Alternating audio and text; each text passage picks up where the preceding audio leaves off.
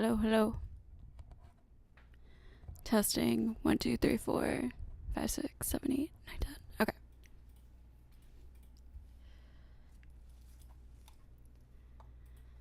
Hi, sorry, I'm super late. That's my bad. Hey. Hi, people showing up. Sorry, I'm like super late. And I also had like another stream planned for like the entire past week that I haven't been able to do. I'm still gonna do it. I can't decide what video, and then my schedule keeps getting fucked up, so that's what's been going on with that. But anyways, I saw the other day my good friend Rachel Wilson was back on Tim Pool's show with Alex Stein, his name is, and then this girl who his name I don't know. But yeah, so we're gonna watch this because I thought this was entertaining. And then tomorrow, hopefully, hi Harry, hi Jerry. Tomorrow, hopefully, I'll get to do the other stream with like the God versus Science stuff because I've been watching a lot of that content recently. So hopefully I can do it tomorrow. I might be busy. If not, then this weekend or soon. Sorry I keep like missing my scheduled live streams, but they will happen and I'll get better at being on schedule. So but yeah, let's just start this.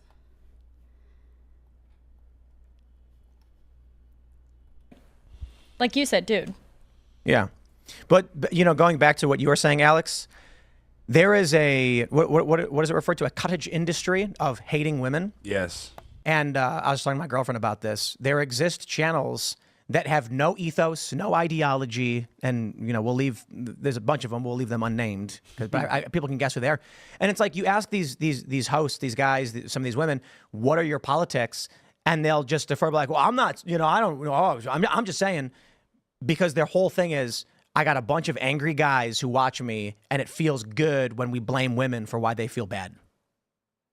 Do you think that's reactionary to several decades of overwhelming feminist propaganda saying that men are toxic, masculinity is bad, that you can't act in a manly sort of way, and now public school systems also treating little boys like pariahs and giving them ADHD meds so they have to sit still and be quiet like the girls and just highlight things and organize stuff, right? Like, we've criminalized masculinity to a degree and put feminism front and center and made it the air we breathe. So I think there's just a lot of reaction. I think it's a reactionary movement like a lot of the other ones that we're dealing with right now. I completely agree. I'll tell you what it was like for me when I was younger.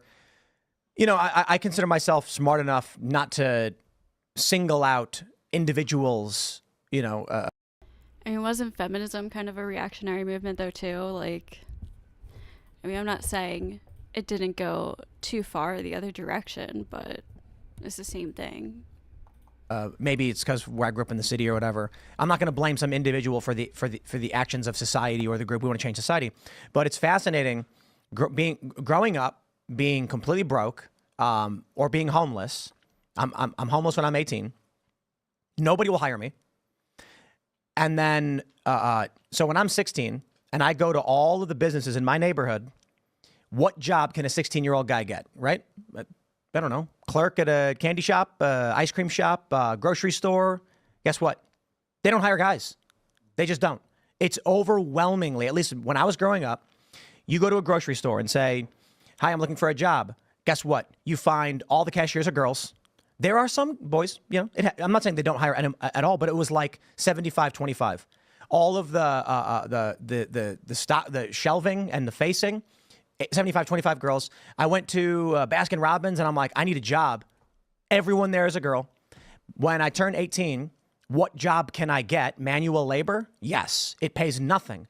My friend's sister comes home one day, we're playing video games, like, So I just want to say, like, I don't know, when, like, I would say in my retail jobs and stuff, most of the cashiers and hosts were girls.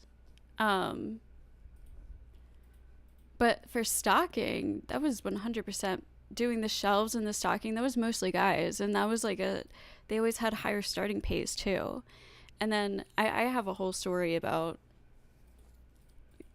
getting paid and horror stories. I don't know, just being a teenage girl, like working in retail and stuff, and with the gender and stuff, that tends to trigger people and they don't believe me when I tend to tell them. So I'm not going to talk about it or whatever. But I mean, it wasn't like crazy. It was just people were it was just very obvious that just the treatment between the female and the male workers, and then there was patterns with starting pay. And it wasn't because people were pushing, it wasn't because they had more experience, especially when I'm training them. And they had no prior experience anyways. But anyways, besides that, to Tim specifically, was he not getting hired because he was a dude, or was he not getting hired because he was homeless and probably doing drugs and stuff? I don't know. I don't know Tim's history, but it looks like his teeth and stuff just look pretty bad. Like, and if he was homeless at 18, I'm just saying, like, maybe that's why he wasn't getting hired. Maybe it wasn't just because he was a guy. Maybe it was his lifestyle. But yeah, I just wanted to point that out real quick. And then he's about to say something else too, which is like, I knew here, I'll let him say it first. it's like 11 o'clock, and she's got 200 and some odd dollars in cash. And my friend's like, he was like, oh, how much did you make today? And she's like, oh, like 230. And then he was like, oh, wow. And then I was like, you made $230 in one day? She's a server at a pizza restaurant. And I was just like, I just worked 11 hours. I lifted 50,000 pounds and I got paid $40. Sure, like, maybe more servers are women, even though I don't know, at the restaurant I worked at, like, that wasn't true. But besides that, like, I've known guys who have worked at places where you just serve beer. Sometimes there's not even food at these places, and they would come home with $100, $200 a night. So I don't know. I just think this is one of those silly things that Tim specifically here is trying to genderize that just is totally unnecessary. And I think that's a problem that we have.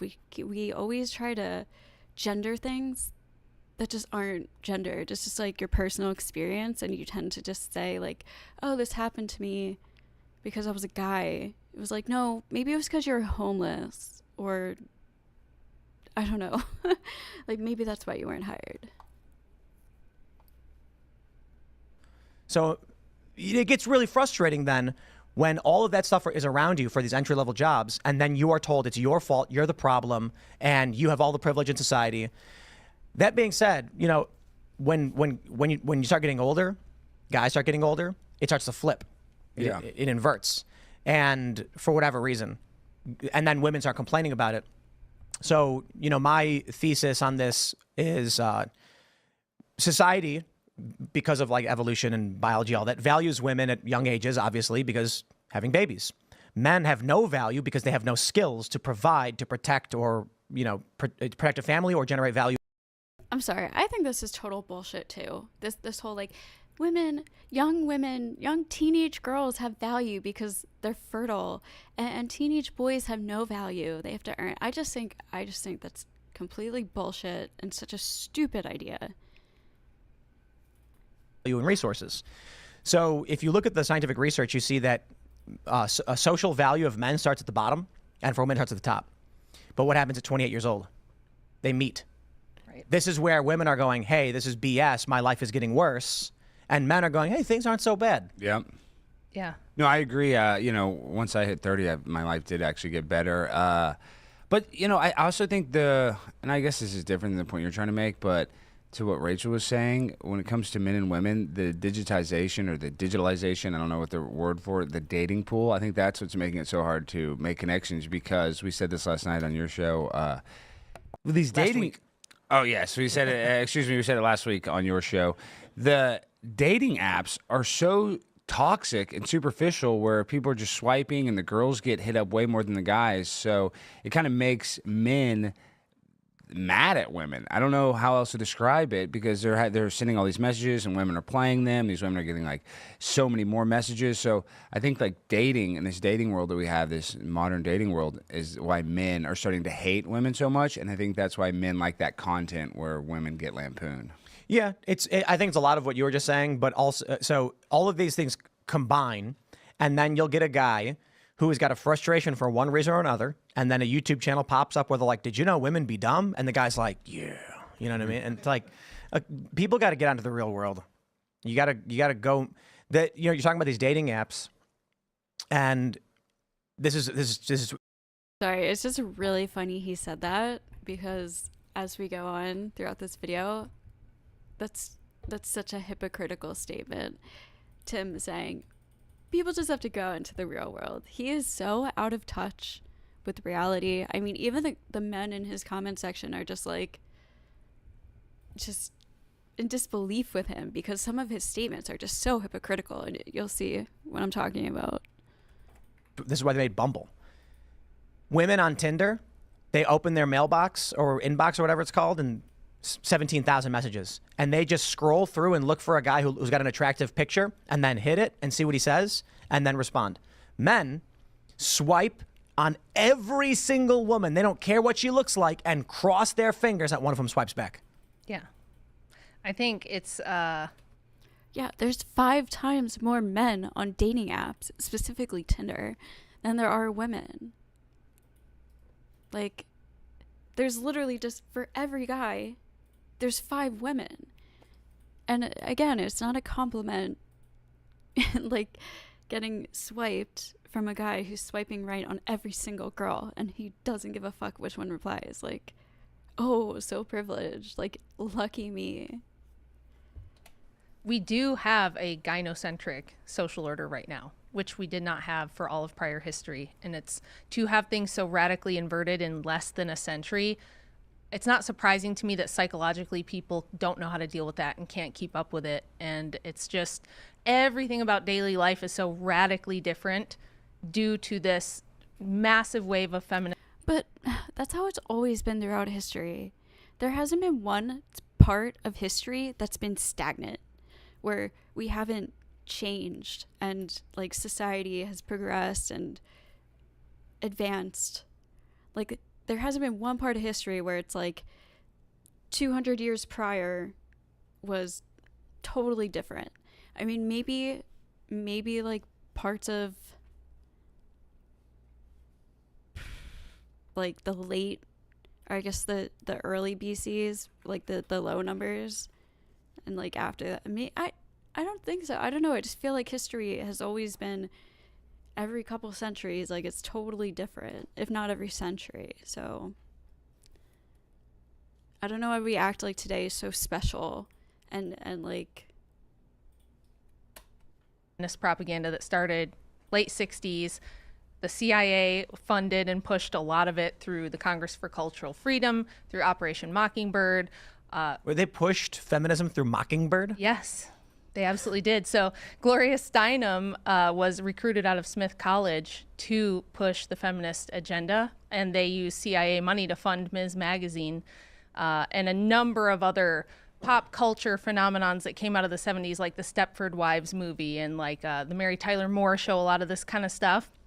It was to kind of convince suburban average American women that being at home, being a mom, having babies was like oppressive and holding you back. And don't you want to go out and have a career and be... I don't know. I watched some of those shows. Like, I kind of get what she's saying. I don't think she was saying family life was oppressive. I feel like in a lot of those shows, they were still like largely family oriented, and women loved their children, and they were always married. It wasn't like single women and stuff like that. It was just showing women starting to go into the workforce. and have careers, because that's what was happening at the time. And television shows tend to reflect what's happening, at the time, to stay relevant. So again, like, I just think this is a natural like thing that happened, and she just tries to like conspiritualize it so much. I understand Gloria Steinem was, I don't know if she was actually, she might have been recruited by the CIA, but she like worked with the CIA for a little bit to put some feminism messaging out there, like, but I don't know, like that's what was happening around the world. America was one of the latest places to allow women to vote and things like this, so we were just catching up, and the Western world was changing, we were changing with it, and TV shows started changing. Like, I don't know. And have an exciting life. Like, what's the reason for that? So there's a bunch of reasons for that. One is the Rockefellers had just created I've liked the Mary Tyler Moore Show. My mom loved that show. Gender studies departments. So evil. Okay, why? So in an effort to liberalize the West, separate. Right. Tim's like, why? Okay, why? What's the purpose? What's the goal? And she's going to be like, oh, well, now you have 2 incomes to tax. But then she'll say, women have always been working. So I don't know why we say there's this lie about women weren't working. So then it wasn't about the income taxes, right?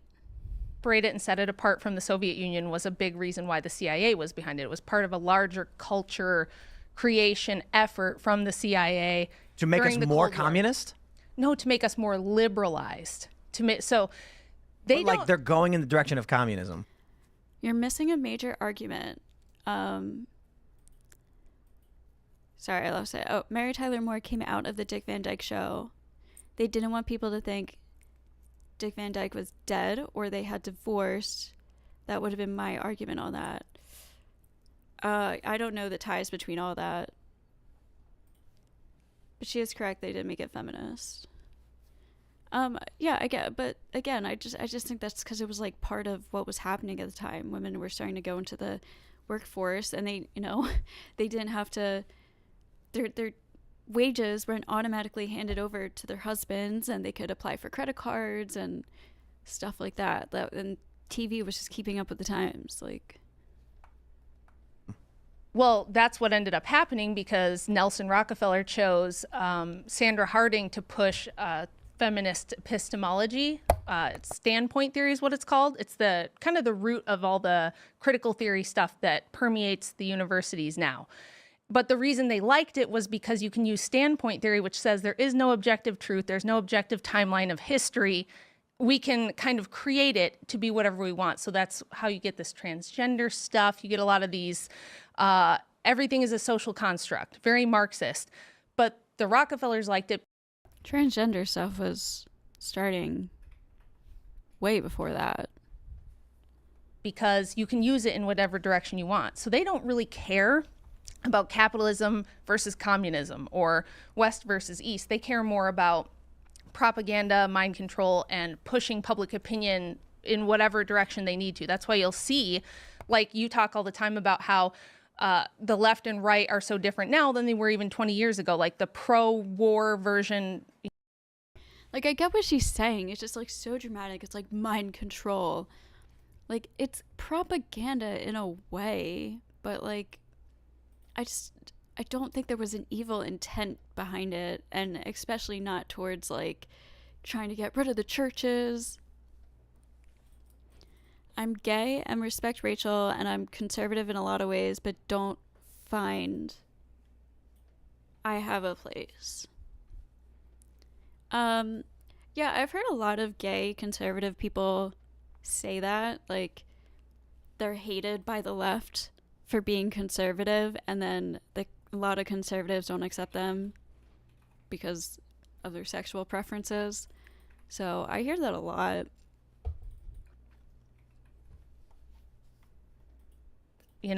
Of the liberal left is now what the right is saying. 20 or the anti-war. Yeah. Former anti-war, but people moved over. Right, largely. right. But it just makes everything so fluid and easy to push around. And they wanted the other really obvious reason to push feminism is you get all the women out of the home and into the workforce. You have twice as many incomes to tax. You have kids that are in daycares and state-run schools where you can give children the values and the history that you want to give them. I don't think the tax thing, the double taxation thing is correct, because if you have singular income homes, the buying power you're taxing is the same. And so it just led to rapid inflation. It strained the workforce.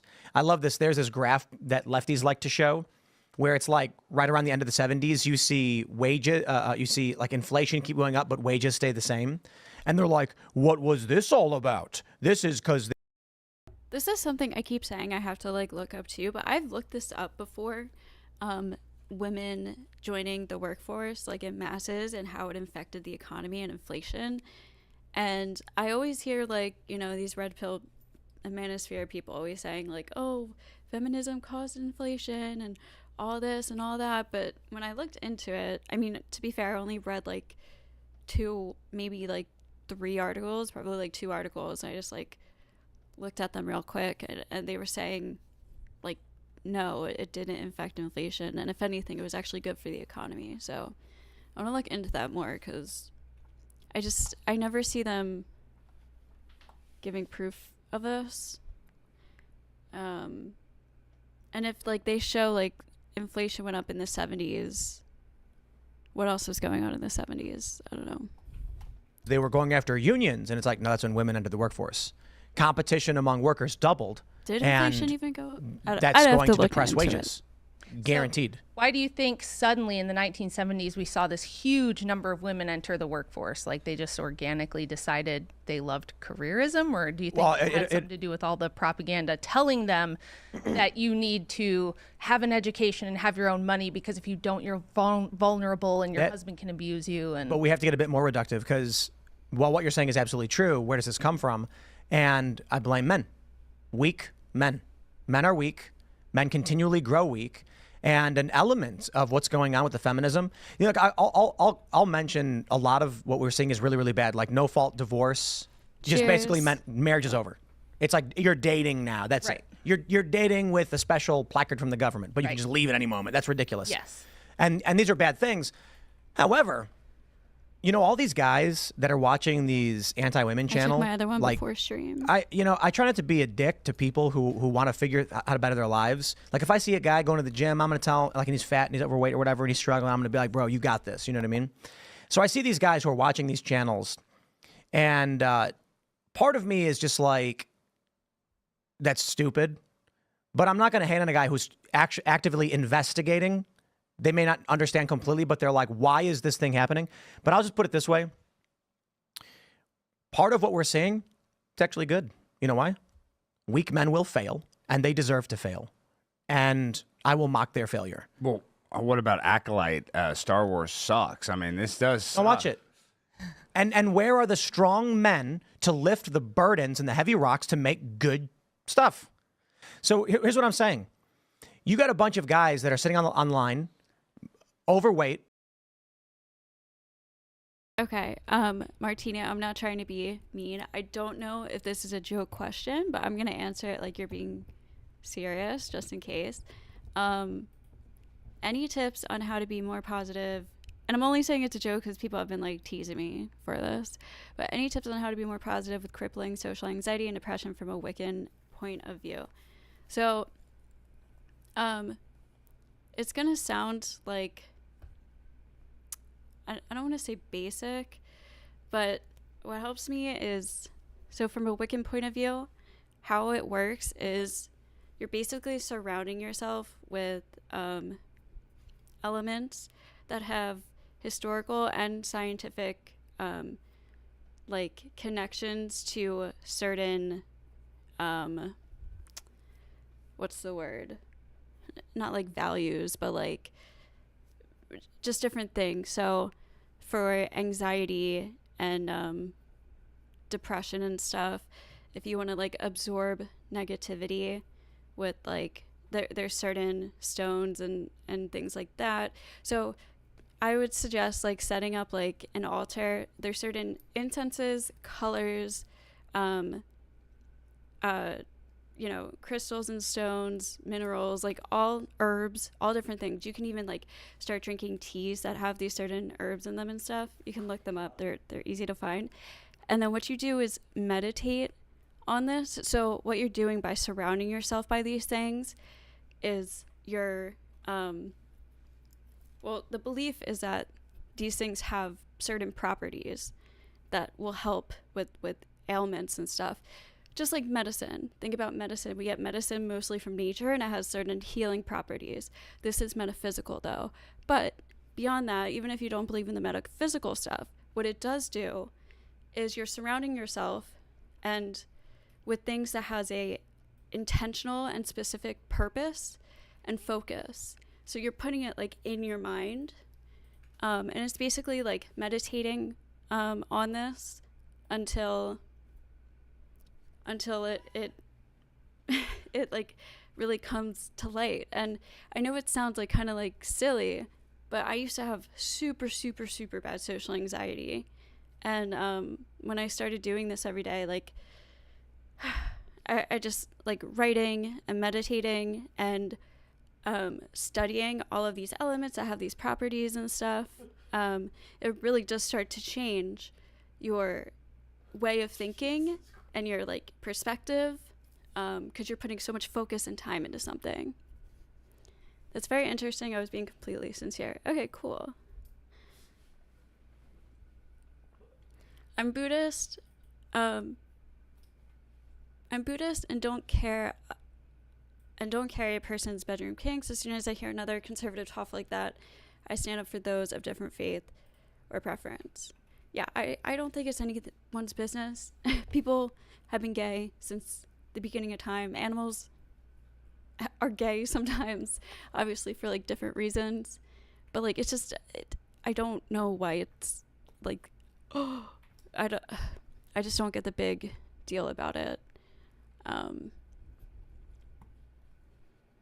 And again, I'm not making fun of everybody's overweight, saying everybody's overweight is a failure. I'm saying you've got guys who are not trying to better themselves, who are not trying to exercise, who are not cleaning the Cheetos off their mustache, who aren't. Tim. That's right. I'm looking at you, Alex. They're not wiping their armpits. You know that I do eat a lot of Cheetos and stuff. Yes, Tim knows that. That is a what we're seeing right now is. Sorry, real quick. What sucks is I hate Alex Stein, and you know how bad a panel is if Alex Stein is my favorite person on the panel. Like, it's bad. It gets really bad.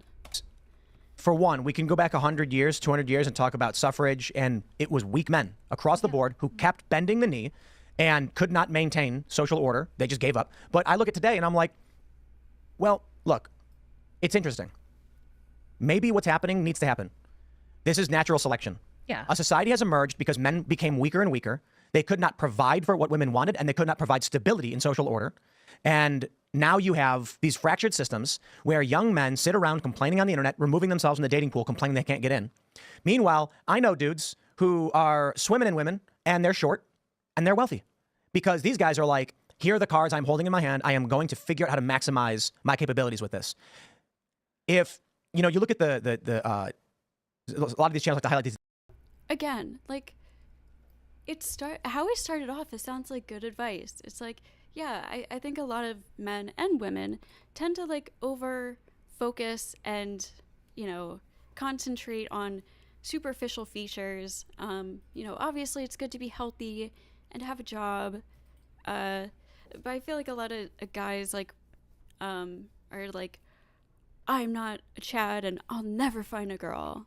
Maybe it's like more younger guys and stuff, but I feel like a lot of guys really focus on superficial things, and then if it's not looks, it goes to like, I don't have the right car, I don't have the right job and income. And yeah, it's good to be stable, and money is probably going to attract more women, not probably, but certainly. But is it going to attract the right type of woman? Like, women care about so much more than just those things, and these guys out here who have like hundreds of thousands of followers and subscribers just never talk about that. Like, women do care about how you are personally. And just because you're a good person doesn't mean that you're going to find, it doesn't mean that the first woman you come across is going to like you. There has to be actual, chemistry and connection there. It's not just like, well, I'm a nice guy and that's awesome. We should all work on ourselves and stuff. But like, you don't have to take it personally if the first girl you meet, once you have your life together and everything, doesn't like you back. It's not always personal. It's sometimes literally just a connection thing. Different strokes for different folks. That's what Alex says here later. You'll see. Okay, let's go. Dating apps where women, they only want the top 20th percentile of attractive men. And so that means 80% of men are just out of the dating pool. And I look at that and I'm like, sucks for you, I guess, dude. I don't know how many times you got to read Jordan Peterson's book to figure out you don't just get to exist and get a woman. Like, there was one I was watching. I'm going to shout him out, Homath, because this is credit goes to him, despite the fact I'm being right. I like his work. That's what I'm saying. He shows the 10 through 1 men and women and how women go up. A woman who is a 1 wants a man who's a 4. Right. And I'm like, well, first of all, I don't think a woman who's a 1 is getting anybody. And like, that's not true. Wait, I have to cut you off, Tim. Because if you've watched my, but let me make this point. If you've ever watched my 600-pound life, there's literally 600-pound women. They always have a boyfriend. No. They always have a boyfriend on that show. See, a 600-pound woman is like a 4. What is a 1? Like a burn victim? Yeah. No, burn victims can be 9s. For real? Like being subjected to a horrific accident doesn't reduce your value. Yeah, I know, but looks wise, like we're talking about looks, aren't we? Are we? do no. How do you rate? Oh, you're doing total Okay, value. okay. Yeah, total marketing, total dating value. So women have babies. That means it's very, very hard to be a 1 woman. Oh, that's true. Right. So a 1 woman is like a barren, mentally deficient, limbless autist in a nursing home. And to be fair, there are men who will abuse that poor creature. You know what I mean? Like, so, even in that regard. But my point to Homath was like, men are not ranked based on appearance. If you are a guy and you think that your number rating is based on appearance.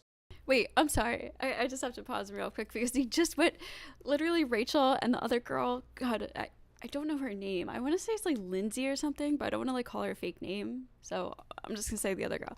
Rachel and the other girl were just like, well, weren't we talking about appearance? Like we're rating them based on appearance. And Tim is like, no, overall value. And then he goes on to say like, guys are not rated on just appearance as if women are. I don't know. It's just kind of funny. The science of sex is based on appearance. You've not done any of the reading. Right. The science number. Men are not ranked based on appearance. If you are a guy and you think that your number rating is based on appearance, you've not done any of the reading. Right. The Science of Sex documentary from a long time ago, they took 10 pictures of 10, I think it was like 100 men and 100 women. And then they had people come in the lab and rate them on a scale of 1 to 10 for attractiveness. They then took those pictures out into the streets and said, here's a picture, went to a woman, said, here's a picture of a guy. How would you rate this guy on a scale of 1 to 10? Guess what? The tall guy in the flannel with the rugged good looks and the wavy hair, they were like 9, 10, 9. And then, you know what they did? They showed this frumpy, chubby guy with thin hair and glasses and, ugly. And then when they were like, 5, 4. Then they added biographies. They made the guy in the flannel a manager at a theater who made $35,000 a year. They made the fat guy a software engineer who made $500,000 a year. And guess what happened? It flipped. Yeah. It evened out. Yeah. So now all of a sudden the frumpy ugly guy's a 6 or a 7. And it's like, you got to be kidding me. That ugly guy, well, he's rich. He can provide. And so men get mad at women for being gold diggers. And I'm just like, that's the stupidest thing in the world. Well, that's like what we were designed for. Like, if you... Because you're rich, Tim. I don't know. Like, he said all of that to make that point. These people, they always contradict themselves to their logic. Like, they want women to be a stay-at-home mom or whatever. But in order to do that, you got to have somebody who at least can bring in enough money to make that possible. Like, I feel like women don't really care about, like, I don't really care about looks so much. You're just looking more for somebody who's competent. You feel like, okay, you're somebody I can actually trust. Like, you've got it together. You can lead the family. And then somebody who has the ability to work or will work. It's not really so much the money, it's the ability, will you go out and work? So I think throwing women under the bus for that is kind of stupid, because it's ultimately like biology forcing them to choose somebody based on, we think this person can allow me to stay at home and raise kids. Yeah, there a lot of guys who... That's not fucking... Guys, it sounds wonderful, okay? It really does, staying home with your children. And I suggest it to all mothers if they can, at least, you know, during the early days. I do. But most women aren't not staying home because they want to be a girl boss feminist. Most women aren't staying home because we live off of mostly 2-income households in order to, you know, afford sufficient and comfortable lifestyles.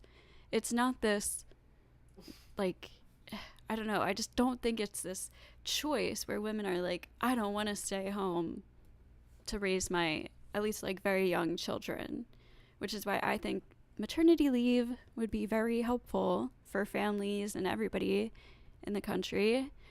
You know, instead of incentivizing women to get paid for not having a job and having children, why don't we incentivize women to be able to have a job and take off for a little bit to have children and get paid for it? It's like the women who work have to suffer for having a job when they have children. It's so stupid. But yeah. I think it's traditional. Right. A lot of guys who aren't going to do the work. I saw this meme on 4chan. It's a viral 4chan meme. Green text memes. Have you ever seen them? And it was a picture of that. Was it Hamish and Andy? I think the comedians were. I'm not sure. Remember that one, Alex, where they're like, "Are we the baddies?" Yeah, the of Nazis? course, yeah. It was that picture. And then he's like, my friend came and started complaining about this girl.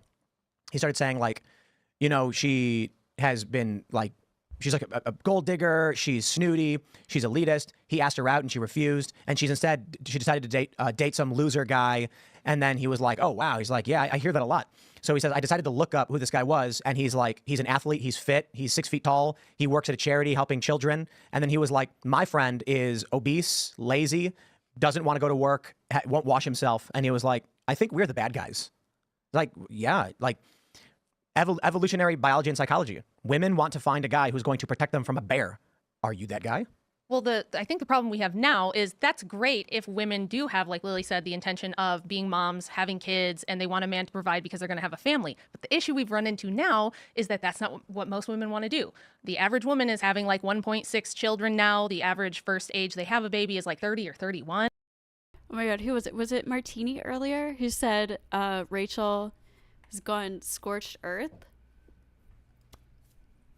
Stick around, you will see how scorched earth she goes. It's fucking ridiculous.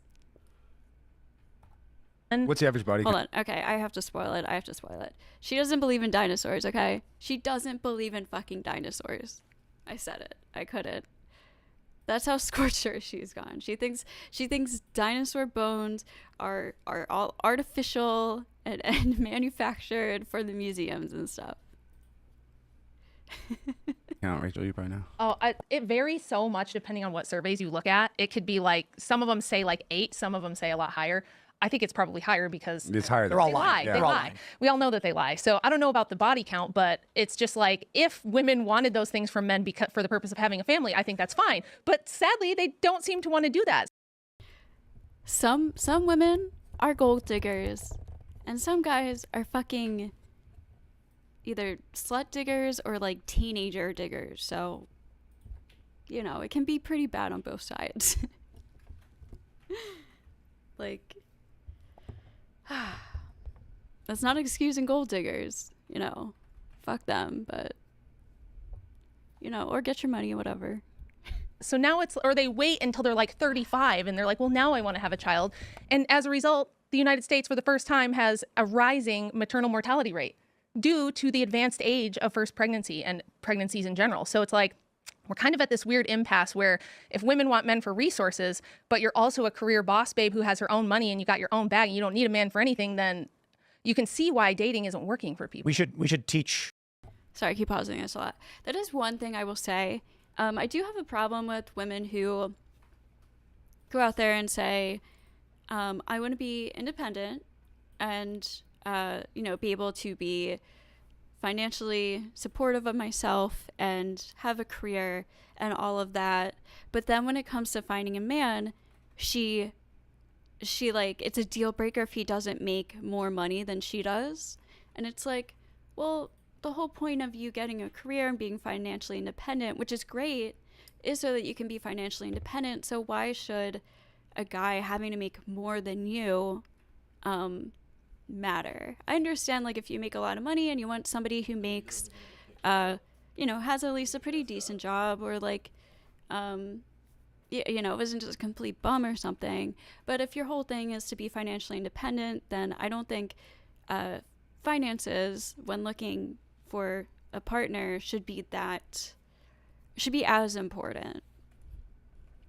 The history of Sparta in our homeschools. Or just watch the movie Idiocracy. Everybody's seen. Have you seen that movie? Of course. At the very beginning, why everybody's getting stupid because all the idiots are just having babies, and then the people that are smart and that don't want to waste their money only have one baby, and that's literally what's happening in society today.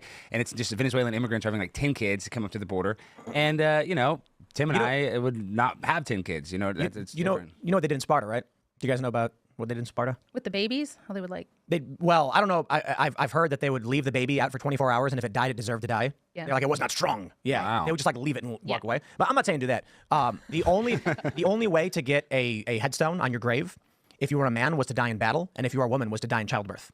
And the reason I bring that up is not that we should literally follow that, but it's to show how a society valued having children. Mm-hmm. Women were seen as heroic warriors for having children. Yeah.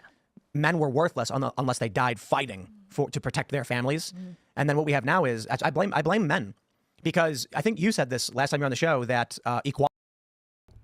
You blame men for what? It's a good thing. we have childbirth isn't dangerous anymore. Also, like, women used to have like 100 kids because only like 5 of them would survive. Obviously, I'm being like dramatic, but it was like 1 out of 5. Or like, I don't know, 1 out of maybe like 2 out of 3 pregnancies would like last or something. There's like a high mortality rate in birth, and the mothers would be at much larger risk too. And then obviously, like, we had all these crazy, very inhumane, fucked up wars, gruesome, terrible wars back then. I know. Tim's a little scatterbrained sometimes. I think he's like a geek for war stuff. Like, he just loves like all that like manly fighting, like back in the day gladiator stuff, which is fine. It's just like, it's funny sometimes. Equality. You said something like equality is the choice of men. If at any point men decided, do you elaborate on that? Yeah, because men have the monopoly on force. Any notion of women's rights is going to have to be enforced by men. So any illusion we have that women have rights is men saying, yes, we'll go ahead and enforce those rights for you. And you're right. I mean, if you read my book, it was like progressive era industrialist men who tend to be like your beta type of guys. Gay men is what you're trying to say. Well, they tend to be, so like think of Bill Gates, right? Not the most alpha dude, but very smart, became very successful and wealthy and rich. And it becomes Revenge of the Nerds to a certain degree, I think, where it's like for that type of guy, it's advantageous to have women's liberation, because that's how those guys, at least they thought, we're going to get this sex with no strings attached if we do this sexual liberation stuff. And what they are finding out is that's not the good deal that they thought it was. But for a lot of guys, it is. For the top 20th percentile, yeah, they're getting free sex whenever they want with no responsibility. Right, Jerry? I feel like that sometimes too. Like, sometimes these guys who like really glorify war, and like, I can to an extent like get the appeal. It's like exciting and all that, but like, it's not like all fun, and it's not fun and games. It's actually like really fucking horrible. Like, I don't know. Sometimes I just feel like people like super glorify it to this like very unrealistic standard. And like, feminism has greatly benefited like a lot of guys. Look at the top 20%. Yeah. Now they can sit around all day doing nothing while women go work and produce value and do labor, come back, preach about how liberated they are, give the guy free sex, and then the guy says, why buy the cow when you get the milk for free? Ironic, isn't it? Mm-hmm. Isn't it a little ironic? Look at this. I asked ChatGPT. The average body count for a woman between 25 and 44 is 4.2, and for men it's 6.1. And you know what that means? Fewer guys are having more sex. Yes, absolutely. And you have this giant bottom of the pyramid group of guys, like you said at the beginning, who are feeling left out and like they're never going to get a girl. They're going to burn the place to the ground. Yeah. Well, the situation in general is not sustainable for like multiple reasons. You have the conversation you guys had last week about how all these girls thinking jumping on OnlyFans and making money that way is a good thing, but it's having every girl be an Instagram model or a sex worker produces no actual value. There's nothing of value being actually produced in the economy. It's just money that's getting recycled from people who actually are producers. And combined with the super low birth rates, we're already seeing like logistical problems, supply chain problems. You have Japan and Canada, euthanizing the elderly because there's more people in diapers that are old than young. It's not a sustainable situation, and the correction is going to suck. There's multiple ways it could happen, but none of it's going to be fun. Handmaid's Tale. Wait, is there assisted suicide in Japan? I didn't even realize that. Is that big? I know in Canada they started doing it. In Japan, is that big too? Yeah. Oh, wow. I don't name's know about assisted Lily. suicide in Japan, but they have honorific suicide. Seppuku. Yeah, I know. That's a big deal there. They have the forest where they hang themselves too, Yeah. right? Yeah, that's crazy. It is wild out there. Just imagine how wild it's going to be because South Korea's birth rate is 0.8. Yes. It, like, 0.78. 0.78. Wow. 0.78. So the average Korean woman isn't even replacing herself. That means there will come a time where you'll go to Korea and there will be abandoned cities. Yeah. Because there's not going to be the labor force to maintain a system like that. Japan too. They can get as many Venezuelans as they want. I mean, we should just send all of them over to South Korea. You know what I That's mean? what we Like, should. occupy it anyway. Yeah. Yeah. That's the one country I can pretend to be concerned about. Exactly, 'Cause, Jerry. everyone's got their exception for foreign aid, so I'll choose South Korea. But we can also send all these people to Ukraine. Have them go to war there. Oh gosh. Well, this kind of brings up our question about like, okay, if we're going to have women in conservative or right-wing media, like, is that a paradox? How does that work? And I think it is something of a paradox to have, like, you look at the TPUSA women's leadership summits that they have, right? It's all these boss babe ladies and they're having a leadership summit. Or like, this was one of my big criticisms of Trump. He and his daughter had this huge program to get moms back to work. And I was like, why? Why do we want all the moms to be at work? What are you doing? And so this push to like moms have to work and moms need to be leaders and entrepreneurs and business people. Congratulations on your Why are we doing that? And 16-year especially why are we doing that relationship? on the conservative right? That would be my question. I don't know what you It's a guys long think time. about that. I mean, I think that's good if it's bad. well, this is the one thing. It's like women in the workforce. I do think that obviously some women just want to be a stay-at-home mom, but some women want to work. I mean, I don't think it's just all feminism. I mean, I think that plays a big part of it, right? But don't some women want to do something like artists, creative types? Like you work technically, right? Yeah, now at 43, after I already raised. Well, I'm 5 just saying, kids. but you enjoy, but But I how- stayed home to Of take course, care of the kids. but Rachel, I know you get a lot of joy from writing books. You get joy from doing podcasts like this. Sure. So, and this is probably most traditional women are not doing what you're doing. They're probably not writing books. They're probably not putting themselves out there online. So it's like it's kind of a weird situation where, of course, you just want to be trad and stay at home, but at the same time, you do get joy from grinding and working. So See, that's the thing. I really don't. The grinding stuff, that's why I could be doing a lot more. And everybody's Yeah. like, why isn't your YouTube bigger? And why don't you post more? And why don't you do more? And I'm like, because I still have 2 kids that are teenagers, so they don't need a ton as much time as they did when they were little, but they're still the priority. And so is my husband. Taking care of my husband is a priority. I assist him with everything he's doing first. And this is like my side thing that I do when I do have time. And sometimes there will be 2 months where I don't have time for it. So it just doesn't get done. Hey, well, the only reason I say that is my mom never worked and she hated working. And I kind of wish my mom did work a little bit so she had some fun and did something because she just dealt But with is me. working fun? I don't know. If you do something you love, it can be fun. Like, I love my job, thank God. But I'm just saying, I'm not saying all women should work, but I don't think that if a woman wants to have a career, that is a bad thing. See, but my problem is moms. Like, if you're a mom, you already have a career. You already have a full-time job. Raising That's a child true. is not a part-time nights and weekends gig. You cannot do it that way. And if you do, something's gonna take a hit at home. That's true. So, I do agree with I that. would say, like, the thing is, it's kind of a rock and a hard place for, like, the single people. Like, we're not talking about moms right now. Like, we're just, like, what are you supposed to do if you don't find a good guy who even wants to get married? Because, like, Okay, so this girl's name is Lily. I looked in the description because she actually makes some pretty good points. She seems pretty chill, actually. When I said Alex Stein was my favorite, I wasn't including her. She's definitely my favorite out of these people. But yeah, her name's Lily. whenever I went to college, first of all, you get really excited, like, freshman year, because you're like, man, I'm going to, like, get a boyfriend, and then I'll get a husband, because that's what you're raised thinking. You always think you're going to find your person there. And then you quickly realize that first freshman year, ooh, people don't want to date. They definitely don't want to get married. So then, you graduate, you get a job. It's even harder like, dating apps are weird. Yeah, like, you're not going to toxic. find anybody quality on there. So, like, what are you supposed to do? Panhandle? Like, you have to work. You have to bills. Well, Right, this exactly. is what I think So a I lot don't of know the how to problem fix is. that. I think we raise women and we tell them, focus the first 18 years of your life on getting good grades so you can get into a good school because you have to go to college. I was told this all the time growing up. You're going to go to college. You have to go to college. You're a loser if you don't go to college. You've got to get a degree and you've got to have a career. And so we tell women to do that, right? And then they go to college, they spend 4 to 6 years, they get an average of $40,000 in debt.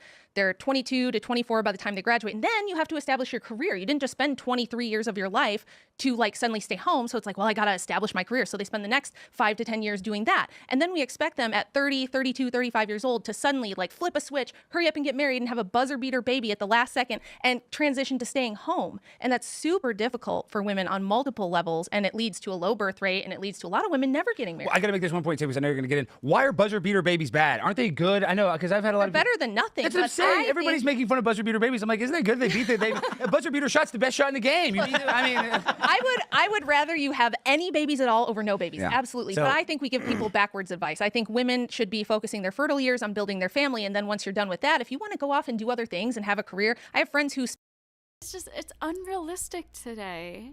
I just think it's good to tell everybody to, have a plan to be able to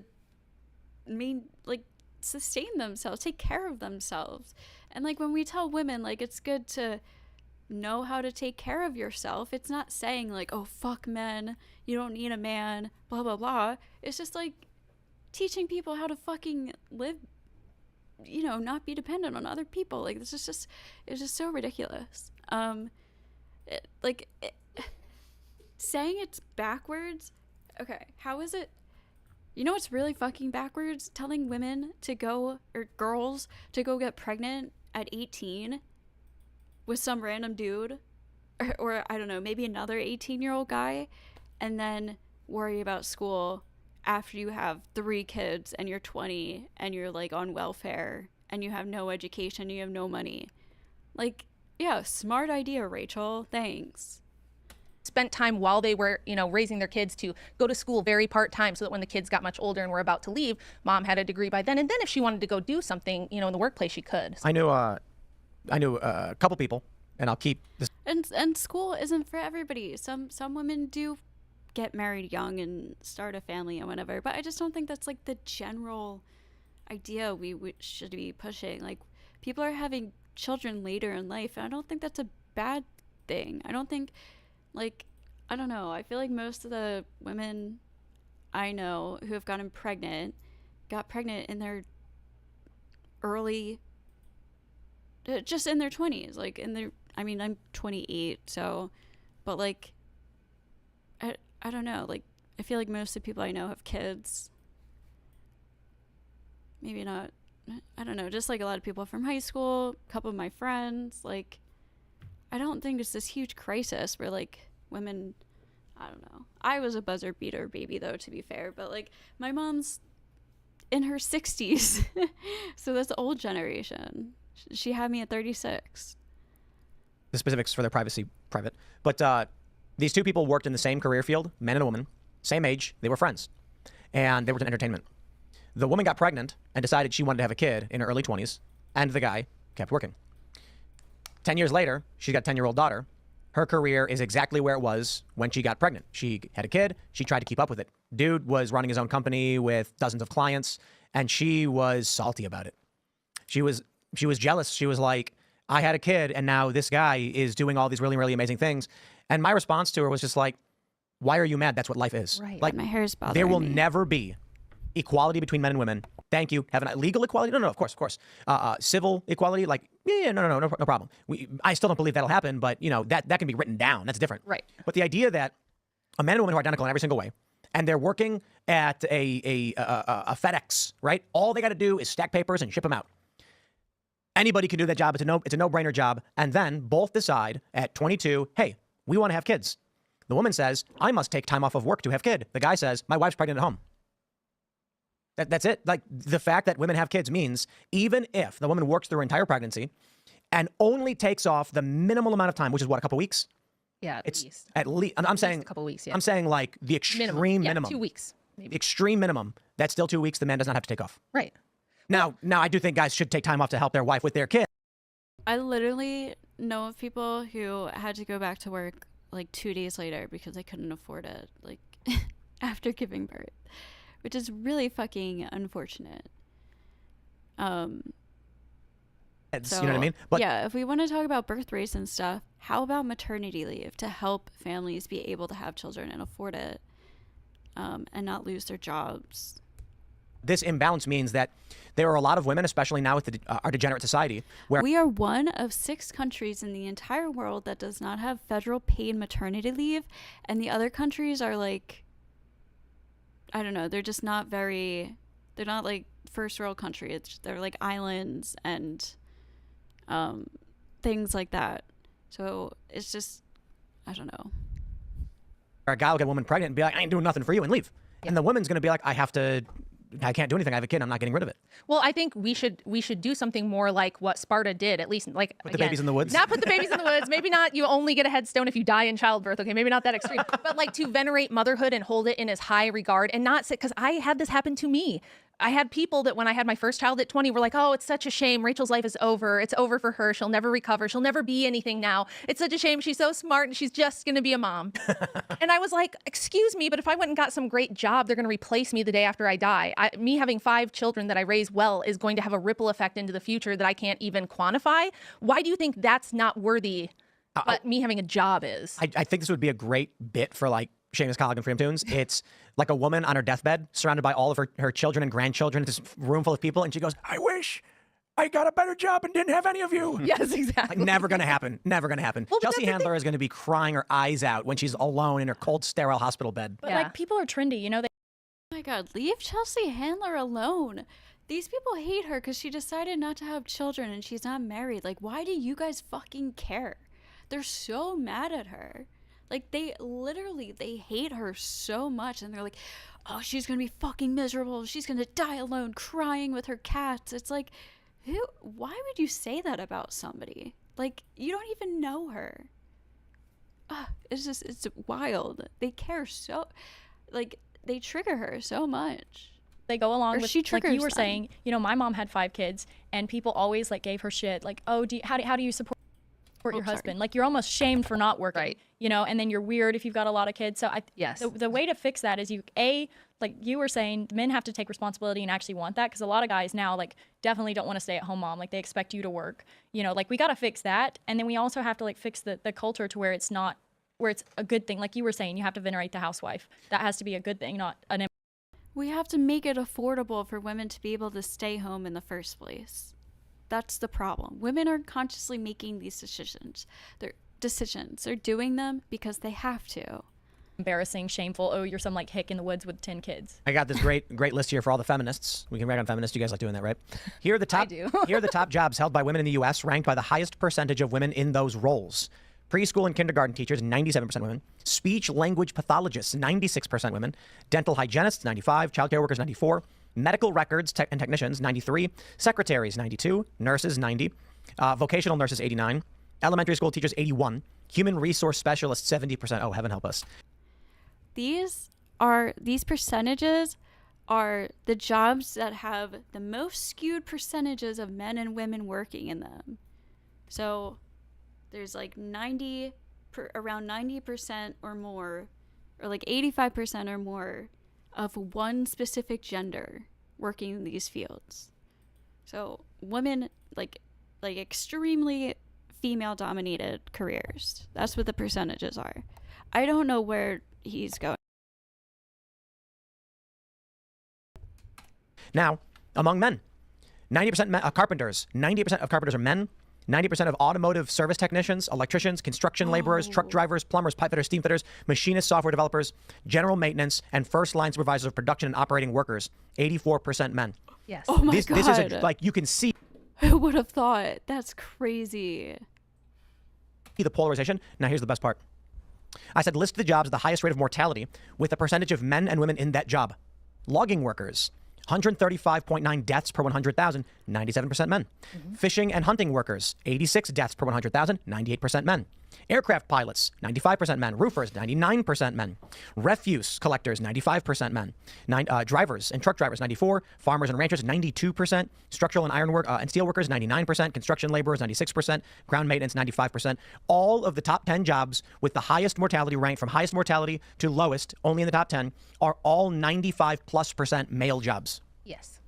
Okay. I don't want a woman flying my plane. I don't know if that's racist or not, or sexist. No, it's racist. I flew here and I saw a woman in the cockpit and I was like, Lord help us. You had a female pilot? Oh yeah. I mean, I wouldn't mind if it's a She was real transgender. chatty too on the line. No, well, see, a male to female transgender pilot, I would feel more comfortable with than probably just a woman. No, I don't know. Like, you were talking about Turning Point USA earlier too, and I guess that was to my point where maybe it's like they're not giving the right leadership advice. But Just what was his point of that? Like, oh yeah, more men. Like, most of the dangerous jobs are male dominated. Like, oh, what does that mean? Women shouldn't vote or something? Like, what's your fucking point? would argue I think they are giving the right leadership advice because I guess different strokes for different folks. I don't think there is one angle or one lifestyle that fits everybody. So that's why I mean yeah, that's but why that just sounds like mumbo jumbo. Does it? Yeah, I mean, it really does. Like, oh, just different strokes for different folks. Yeah, to a certain degree, but there's only one group that can have babies, and we need women to do that. Like when I say, so do you think they should go up there and be like, just get pregnant women? That's all you can do is have a baby. That's all you're worth is just pooping out well, babies. what's wrong with that? I'm not saying babies. There's I'm nothing saying, worth being. No, I'm saying there's nothing else in life other than that. I mean, for just a woman, that should be your primary objective. Okay. Absolutely, it should be the center of your life, and it always has been through all of history until the last 30, 40 years. well, I'm not saying women should are have the only babies. people who can do it. I'm not right? saying women. Wait, why would you think that maternity leave has a connection to people not having children? Because it doesn't. I know you're saying like it hasn't necessarily helped, but that's not. We can't actually. I don't know. I had a whole panel about this, and it doesn't seem like that's actually true. That we can't say that maternity leave doesn't necessarily help. And I think it certainly would here in the U.S. Shouldn't have babies, but I just think that Why? Well, Preference? Just you prefer? Like, I'm just saying the collapsing. Like, also, I don't even know what collapsing you're talking. I mean, I don't know. You could be right. Like, I have to look more into this maternity leave thing. I just don't know why like there's pushback against maternity leave, like as if it wouldn't help, because it definitely would.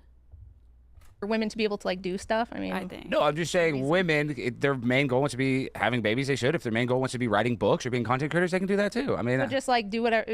Men Do whatever you want all the Men time. don't have the luxury of just like, oh, follow your goals and your dreams. Just that's what follow I'm trying to do. Is I do believe people should Just follow let me their tell goals. women. Well, Do? Tim just pulled up what women do for jobs. And fun fact, it's almost the exact same stuff they were doing 100 years ago before suffrage. It's almost the same list. I think the CDC has a page with the top 20 careers that women had in 1920. Super similar. Some of the names of the occupations have changed a little bit. And the main thing is they swapped farm labor for HR work. That's kind of the main It's trade-off. literally the same It's thing. the same thing. So now women are doing Laundresses. women are choosing to do the same things they did prior to women's lib, only now we get to pay for daycare to have some other random lady raise our baby while we work our retail job, and we get to pay income tax, and we get to finance a second vehicle and pay insurance on it. So like the cost of mothers working versus what they actually bring home, not such a great ratio, not a very smart way to do things. And it has had an effect on men's wages to some degree to have like this more gynocentric economy. Aaron Clarey has a great book that he just wrote about the effect of this female-centered economy and like what the ramifications are.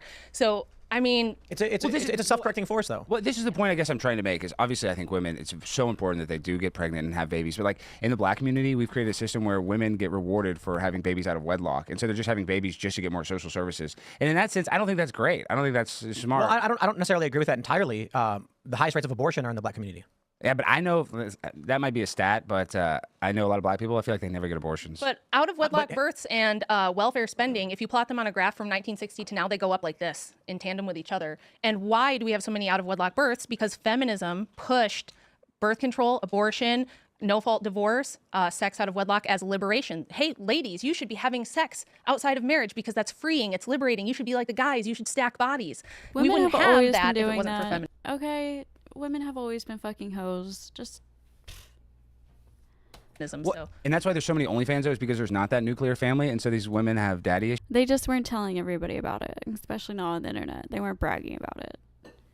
issues, and so that's where they want to get their gratification by showing their I mean, boobs on the internet. it's daddy issues, but it's also attention. They Look at love this. the dopamine hit of the attention. Yes, This is a ChatGPT. I'm a big fan. I told it when you said plot a graph of welfare spending and out of wedlock births, I said do that. It did it since 1980 to 2015. Take a look at that. Me vindicated again. Look at that. That's wild. And I want to say I'm pro-life. I'm happy all of these black single women had babies. I'm not saying that, but but it's just there is a thing where just having babies just to get more social services or something, it seems kind of. But that's not what I'm counterintuitive. advocating at all. I'm saying venerate motherhood. I'm saying encourage people. Make it shameful to have out of wedlock babies. got it. Make it shameful to get divorced just because you want to define yourself. I'm on a journey. I got have it. to discover myself. So sorry, kids. Daddy's gone. Mommy's going to run off with Mr. Johnson because he makes her feel sexy. That's the shit that needs to end. I got an idea.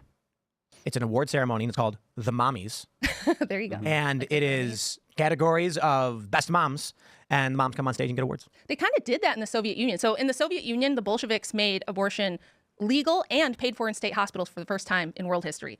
And it got so bad that within less than 20 years, they had 3 abortions for every 1 live birth. And Stalin came to power and said, we got to put the brakes on this. Wow. They had just had a war. They had just had a famine. And he was like, we're going to get wiped out. So they actually created a program to give medals to women who had more than like 5 babies or something like that. You got like a presidential medal of honor for being a mother of a bunch of kids. So you can You could do a bunch of stuff. You could do like the mom with the most babies, every year wins, and it's like Cheryl has, The Octomom. Do you remember Octomom? right. No, but I mean like, babies. so it's like, it could be the same mom every year because she's cranking out a baby every 9 months or whatever. And it's like Cheryl, once again, with her 7th year in a row of having babies, and they're all Irish twins, like just endless. She's working it. But no, you could do stuff like the success of the children, success of the community.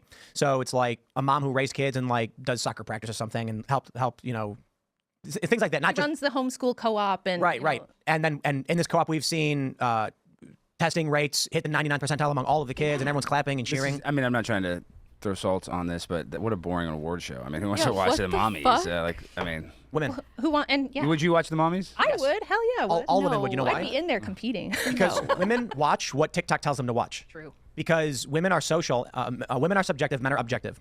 The focus of most men is object-oriented. The focus of most women is subject-oriented. My favorite example of this is, I don't want to pull it up, but I hate this too. You cannot act like we don't all know those dudes. It's not just one guy. It's that one. There was always one of them. There's always a couple of them, and they're just super social. They won't shut the fuck up. They can't just go anywhere without starting a conversation with a stranger and just chatting it up. He loves the attention. He loves, they love all the business deals and the boom, boom, boom. Guys like drama too. This is just such a stupid fucking thing. And some women are antisocial. This is not a gendered thing at all. It's not. there's the meme where a guy takes a picture of a thing, a woman takes a picture of herself in front of the thing. Right. Because women care about people and men care about things. Yes. And you can call that good or bad. I think it's neutral. Yeah. There's a good reason why guys are interested in solving the puzzle and accomplishing the goal. It benefits society. And there's a very good reason why women care about people. It's because I think that's conditioning. I 100% believe that's conditioning. Because that's not what me and a lot of people, my girlfriends, did as a kid.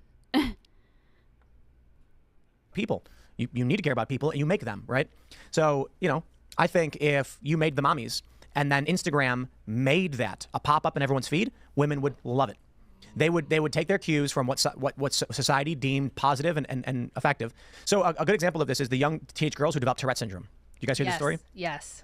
They were on Instagram watching this prominent It's funny they all say this about these brainwashed women on TikTok too, but literally Tim Pool along with 10,000 other fucking guy podcasts out there are saying the exact same talking points, verbatim, word for word, and acting like they're so original, and literally they're just repeating the same exact nonsense that they saw go viral or they saw on the internet, and they're as if it's different from women on TikTok.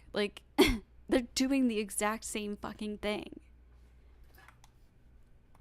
Instagram and TikTok. She had Tourette's, and so the millions of young girl followers were watching her and developed Tourette syndrome by watching her because women are social creatures. Yes. More so than men. Men are too, but women are very easily propagandized. It's one of the things they kind of found out through like MK Ultra when they were looking at, all the data that came out of that. Women are very easy. There's like this top little percentage and a bottom little percentage of women that are like super easy to propagandize and like almost impossible. But most women are in that middle group where, yeah, whatever they see repeated all the time is what they believe about the world, which is why your friend felt salty and jealous of her husband having this career, because she's been raised in a milieu that says you're behind, you're a loser, you're not. You're a man. Yeah, you need to be competing with men in order to be considered a successful woman. Well, and I think that's why the marketing is important. Like, the right hasn't done a great job at marketing marriage to women.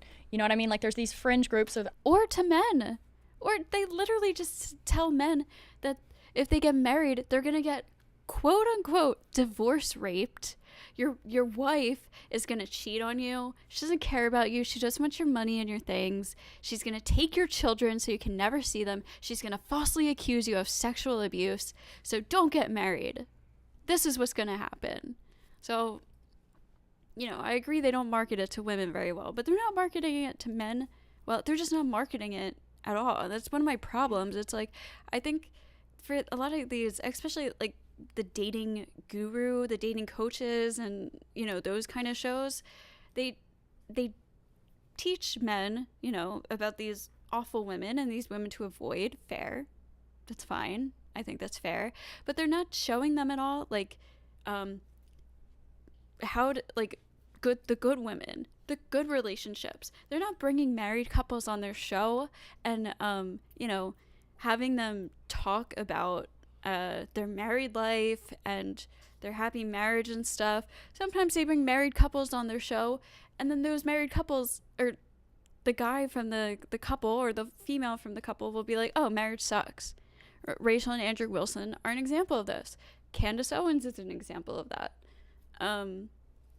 And they just like say marriage is terrible, and they don't teach guys how to, first of all, find a good girl, how to notice if she's a good girl, and then how to handle that relationship or treat it so that you don't sabotage it with these thoughts that these shows are putting in their minds about relationships, because that's what's going to happen. They're going to self-sabotage once they actually do find a good relationship, because they're going to have all these preconceptions like in their head, and misconceptions and preconceived notions of how like this girl's going to cheat on him or lie to him, and she doesn't actually care about him.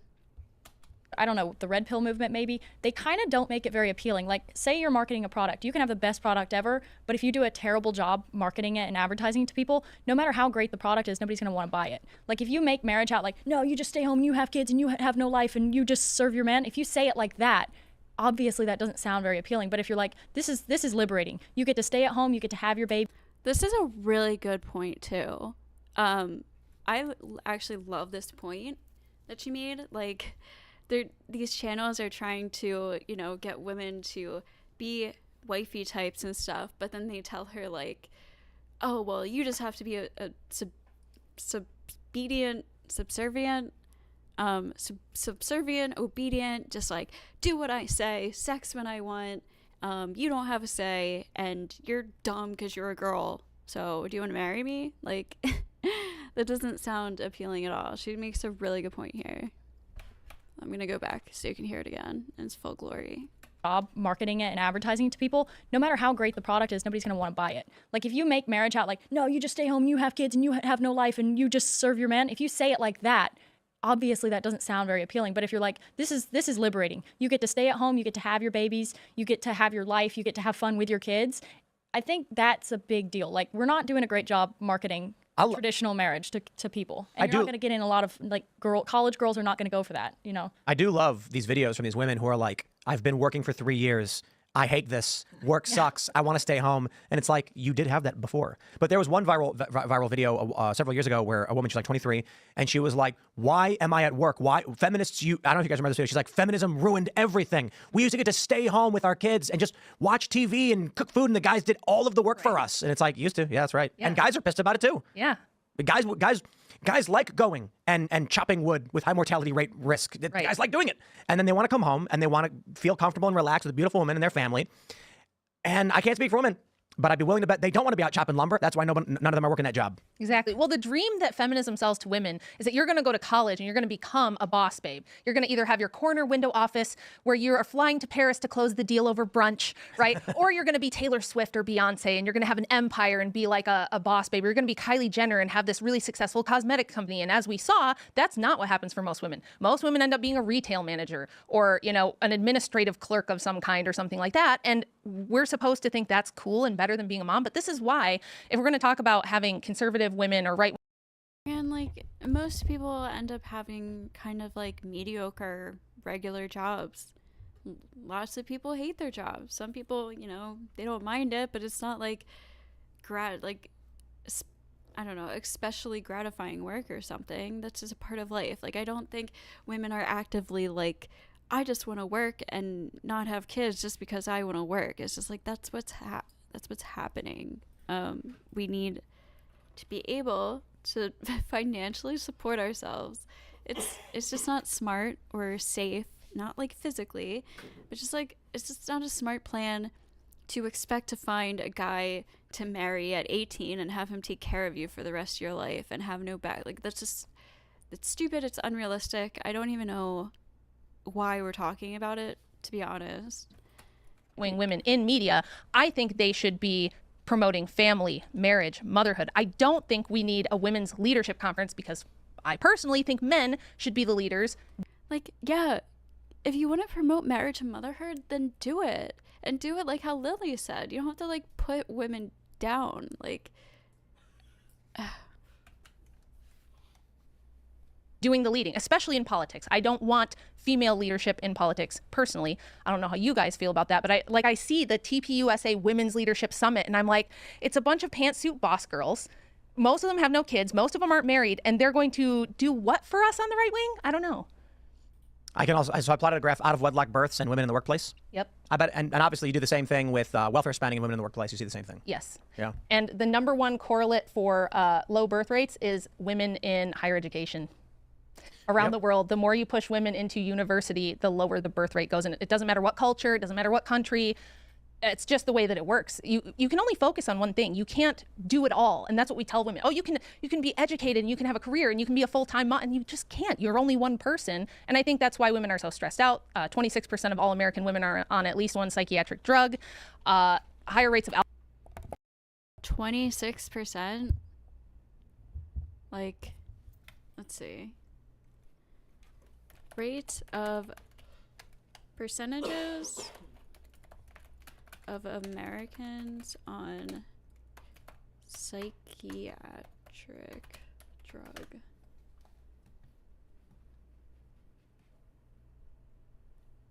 So this is going by states. So it's like 29%, 22%, 23%, 34%, 15%, California, Colorado 26%. Actually, the Republican states have the highest percentages of let's see, percentages of people currently taking prescription mental health medication. Can I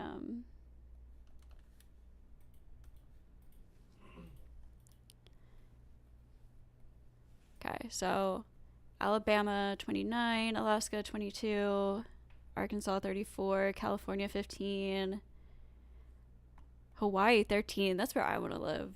I've always wanted to live in Hawaii. But I found out you can't own hermit crabs there, and I used to rescue hermit crabs. Florida 17%. But yeah, I mean it just sounds like that's the here. Percent of increased people prescribed mental health medication from January to 2021 to October 2021. Men 7%, women 8%. So it seems like about the same. So she's trying to give this stat like, oh, women are doing so bad. It's just like that's how people are doing. It's not just women. Alcoholism in women than we have ever seen. Terrible marriage rates. Nobody's even bothering to get married anymore. I think it may be self-correcting. I think it is. It has to like, be. Society will wane. It will dip down into struggle, and then weak men. Yeah, I'd say men and women who work hard usually do it for their families and their children. Yeah, that's why most people work. My mom works super hard for her for me, for her child. Hawaii, so the housing in Hawaii is actually really cheap. I used to do a lot of like house searching. To buy a really nice house on some beautiful land in Hawaii is actually super cheap. But the expenses in Hawaii are going to be very expensive. The expenses in Hawaii are going to be very expensive. But the regular things like milk and gas and things like that, like that's going to be super more expensive. But the housing is not that bad. Look, if you're a guy out there and you are out of shape, because the average guy is 5'9", 200 pounds. Oof. Right. So if you are out of shape with no skills, there's only one thing that matters. Will you decide today to begin improving yourself? That's the only thing that matters. Because if you say no, who would ever want to have children with you? I'm not going to make myself better. I will provide nothing. That is the least attractive thing you could possibly be. And so all of these guys that refuse to do that, they can have kids. And then we complain like, oh, the birth rate's so low. Yeah, but I'll tell you what's going to happen. The birth rate's going to drop down. After a couple generations, weak people will cease to function because they're not producing. You need to produce to survive. You need food. Machines may replace a lot of this, but with a low birth rate, even machines and technology will not save people who cannot save themselves. Mm-hmm. And then strong men and strong women will start to have children again, and it will repopulate society. I feel like that's a mathematical absolute. Like not literally absolute, but it's like a trend that cannot be stopped outside of some massive intervention like nuclear bombs. And even if nuclear bombs were dropped in every corner of the earth, it would still be the strong that survive. And it may only be 300 of them. I actually agree with him. Like, I just honestly think the economy might get fucked up for like a little bit. You know, we might have some kind of recession or something like that. But the economy is constantly bouncing back and forth, going up and down, going through different waves and patterns. And we study these things and we can learn how to prepare for them. I just think the birth rates are going to stabilize out. I just think we're going to learn how to adapt with an adapting society and adapting economy, and learn how to make it through. But 300 men and 300 women in various pockets of Earth hiding from radiation, but strong enough to survive. Give it a couple hundred years and your population's back in the tens of thousands. Give it a couple hundred years and you got millions of people. Well, I think we're already seeing that, like, since the economy's bad, like, people are really struggling now. You know, you have to work really hard to even be able to just have a terrible apartment. So, and these bad times, I feel like, are starting to make people wake up. Like, the girls are starting to reject that, like, even how you were saying, how you see a lot of these girls making videos like, why am I in the workforce and whatever, you know. So I think bad times do bring people together and makes people a little bit stronger. So I think we are seeing a little bit of an awakening. At least I've noticed it for myself, just because of like the bad times do create, you know, like you were saying, strong men. Yeah, I think male competition is going to sort things out to a degree on the men's side, but I think on the women's side, we used to have, so I've been accused a lot online of breaking the sisterhood, right? Because now the sisterhood is we're all feminists, we all party and sleep around and do our boss babe thing, and if you kind of like break that, you're in trouble, you're not part of the sisterhood. But the sisterhood used to be, for all of history until the last few decades, hey, look, we all have to stay somewhat chaste until marriage because that's how we get a good guy. We're never going to get these men to like give us kids and a family and take care of us and provide for us if we're all out sleeping around giving away the milk for free, like Tim said. So it used to be the women would self-police and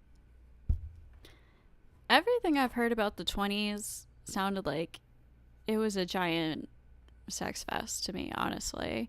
And then Roman times, the fucking ancient Rome, Greece and Rome, they were getting down dirty. They were nasty, okay? Like, this is nothing new. The prostitutes on the street in Paris and I don't know. I just don't, this whole like, oh, like, yeah, women are probably having, it just, everybody is having more sex, you know, and they're more open about it and carefree about it. And I don't think that's necessarily a great thing. I don't think it's like great to just have a society where it's like, oh yeah, fuck it, sleep with whoever you don't care about, like just do it. Like, I don't think that's good at all. I think we need to like recede that a bit, pull it back in a little bit. But this idea that like women pre the 70s were like so pure and all virgins on their wedding day and they were just all little perfect virgin angels, like that's just not. kind of slut shame each other. And because if 3 of the girls in town are going around sleeping with everybody, it ruins it for the rest of us. We can't get husbands, so you can't do that. Well, now we have the opposite thing, and I think we need to reverse that. I've got a new documentary called The Real Inconvenient Truth. And that is, since women have entered the workplace, it's tracked almost 1-for-1 with rise in global temperature. That means if we want to solve climate change, you got to get the women out of the workplace. You see this, Alex? Alex is stunned. Case I am. Case closed. Blown away. But the funny thing about this plotting is the spurious correlation. It's choosing. If we put it by single degrees, the global temperature is going to be very low. It's really just how you choose to do it. But the reason I ask this is because it is a fact that women in the workplace doubled the carbon emissions. Yeah. More women driving, more women on trains, more women on buses, more women on planes. More production, more labor means more carbon emissions. Mm-hmm. We got to get women out of the workplace. That's right, Tim. You know what we do? See, Tim gets it. Real quick, we should frame it as only men should have to work. Women shouldn't have to work at all. Exactly. The marketing thing. could Like, probably that's a better strategy right there. Yeah, it's feminist. Women shouldn't have to work at all. They should be able to just stay home and do whatever they want. Yeah. It's men who have to do all the labor. Ha! We win, feminists. Oh. Well, I don't know. I mean, I could be wrong. Are the women in Afghanistan happy that they have to wear burqas and not drive cars? They love it. Do they love it? I don't know. I never. Well, out of sight, out of mind. What do you mean? Because they're not on the road, they don't know. No, you grow up in a society that says this is what the way things are, and most people are content. Yeah. Harriet Tubman said, "I freed many slaves." Okay, he's wrong about the burqa thing. Well, the full burqa. Yeah, that's the burqa. Oh my god, I sound so stupid right now. There's another name for. Is it just like a hijab or something, where it's just like a head covering? I'll just call it the head covering. Yeah, I don't know about how women feel about. I can't say about how they feel about wearing like a full burqa. But most women in Muslim nations and from Muslim backgrounds want to wear a head covering. They don't. It's actually offensive to like try to make them take it off. Some of them end up not wearing that, and they do find it liberating and everything. But as far as the other things, though, yeah, like that, I think most women under like Taliban rule, but it's not just women, but it's probably more so women. Well, no, it's men too if they're not in the Taliban. So anybody under the Taliban rule who isn't in the Taliban obviously doesn't want to live under that. Yeah, it's obviously super oppressive and dangerous and terrible. But just like, I don't know. That's like a very extreme situation, though. It's like a very extreme example. Slaves, I would have freed many more if only they knew they were slaves. She would go. Harriet Tubman would famously go to slaves and be like, "Be free," and they're like, "Why?" She's like, "Don't be a slave," and they're like, "Huh?" Like, I don't, whatever. I don't care. Oh, yeah. The Bolsheviks had a woman named Alexandra Kollontai, who was their minister of social welfare under Lenin. And she ran this mass deveiling campaign in Central Asia where the... No, I know, Jason. Like, Tim always says these things about men. Like, oh, men just love their super intensive hard labor jobs. They just love... They don't complain about it. They just love working 10 hours a day in the fucking heat. Like chopping wood, just grinding every day. They love it. They don't complain about it. They love it. And they come home and their wives are annoyed or some shit. It's like, yeah, I know some people do love their labor jobs and stuff, but that's not easy. And a lot of them don't. Okay? A lot of guys don't want to do that and don't like doing that. And then Tim just sits from his fucking chair in his like podcast studio, and he probably has $1 million, and he's just telling guys to work harder if you want a woman. Just work harder, guys. Oh yeah, he skateboards. Oh wow, what a real man.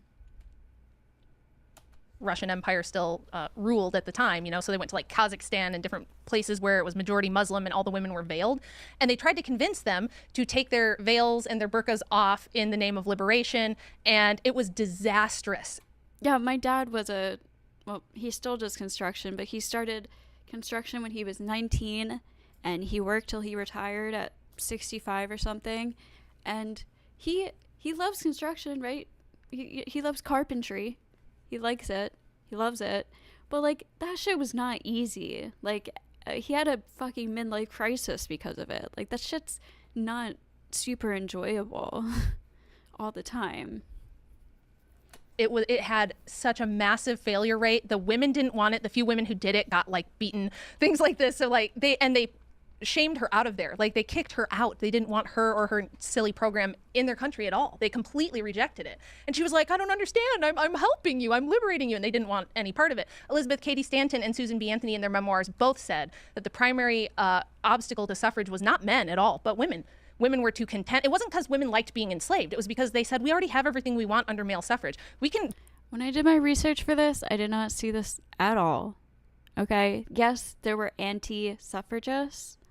But I did not find that it was an overwhelming majority, by any means. And most of the women who were anti-suffragists were wealthier women who felt like, you know, many of them came from families whose fathers just had like, they were in politics, or, you know, they were afraid it was going to disrupt the whole political system and economy, and it was going to affect their family and stuff. Like I looked everywhere. I found nothing like that says this is true. Be educated if we want to. We can work if we want to. But we're going to lose all the privileges and protections we are now enjoying if we have this women's liberation stuff. So the women didn't want it. It was super unpopular with women. I didn't realize women's suffrage for women were the ones that were combating Well, yeah, only it. about 4% of women who were polled in like the pre-voting, you know, where they do like a referendum, only 4% of women wanted suffrage. So that actually the National Women's Suffrage Association refused to let women vote any further on whether or not they wanted to vote. I'll say that one more time. The suffragists prevented women from voting on whether they wanted to vote because they always said no. Isn't that crazy? Yeah, I think women should be drafted. I think we should draft all the women right now. They should all sign up for selective service. And if they refuse, they lose the right to vote. That's right. If you want to be equal, then be equal. That's right. Mm-hmm. Yeah, I know. But see, it gets to this weird thing where, you know, we're talking about like the red pill manosphere.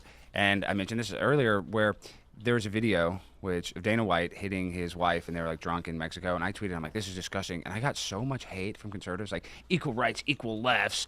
And if a girl hits you first, you should hit her back. And I think that's kind of weird that there's. No, that probably wasn't conservatives. That was probably like, you know, great incels. You think? I just saw a lot of that, and I would just think that you would never hit a woman under any circumstance, even if she hit you in the first place. Well, there's actually more domestic violence initiated against men by women than the other way around. It's just that men almost never report it. Yeah, I don't agree with that, Alex. If like a 6'5" Soviet woman hopped up on tea, If Brittany Griner. Yeah, look, if a woman is threatening serious harm, like imminent danger, a threat of imminent danger to just harm, injury, or your life, then obviously you have the right to do whatever you have to do to protect yourself. Like, you know what I mean? But these people who are like, and again, it's not like I condone women hitting guys at all, ever, in any circumstance. Again, unless it's in self-defense. But like, if a girl is being stupid and she hits a guy, just like smacks him, or even like, you know, I guess like punches him, what he should do is leave the situation or restrain her if he has to. But like clocking her back and teaching guys to clock women back who do this is just stupid, because first of all, he's going to be the one who gets arrested. He's going to be the one who gets in trouble at the end of the day. And obviously he can do a lot more serious damage. He might not even know like his own strength or what could happen if he hits her back. So like, and I'm not excusing women who hit guys, but I don't think it's a good idea to tell guys to hit women back if a woman does hit you and your life isn't in danger, or you're not in like a serious bodily harm, like she doesn't have a weapon or something like that. Just like hitting her back just for the like to teach her a lesson, like equal rights, equal lefts. Like, I just think that's stupid. Yes, he's going to Yes, walk. Just leave.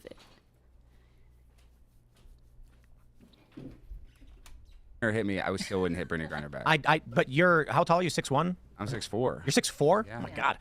Look, if there's some dude who's like a normal average guy, but like let's say he's a little like 5'7", walking down the street with a briefcase and a suit, and some large woman comes up and just clocks him in the face, I expect him to stand up and protect himself. We saw that with the Antifa stuff. We saw these little 5-foot-tall Antifa girls in flip-flops and leggings trying to attack like patriot dudes who are like these big guys. There's like chihuahuas nipping at your ankle. Right, you know, right. But I go to protests and get stuff thrown on me all the time by women, hit by women, and I would never clock one of them. Yeah, but you're a big dude. Yeah. So what I'm saying is the reason why we say men shouldn't hit women, it's because of the generality of women tend to be smaller with less muscle mass and bone density.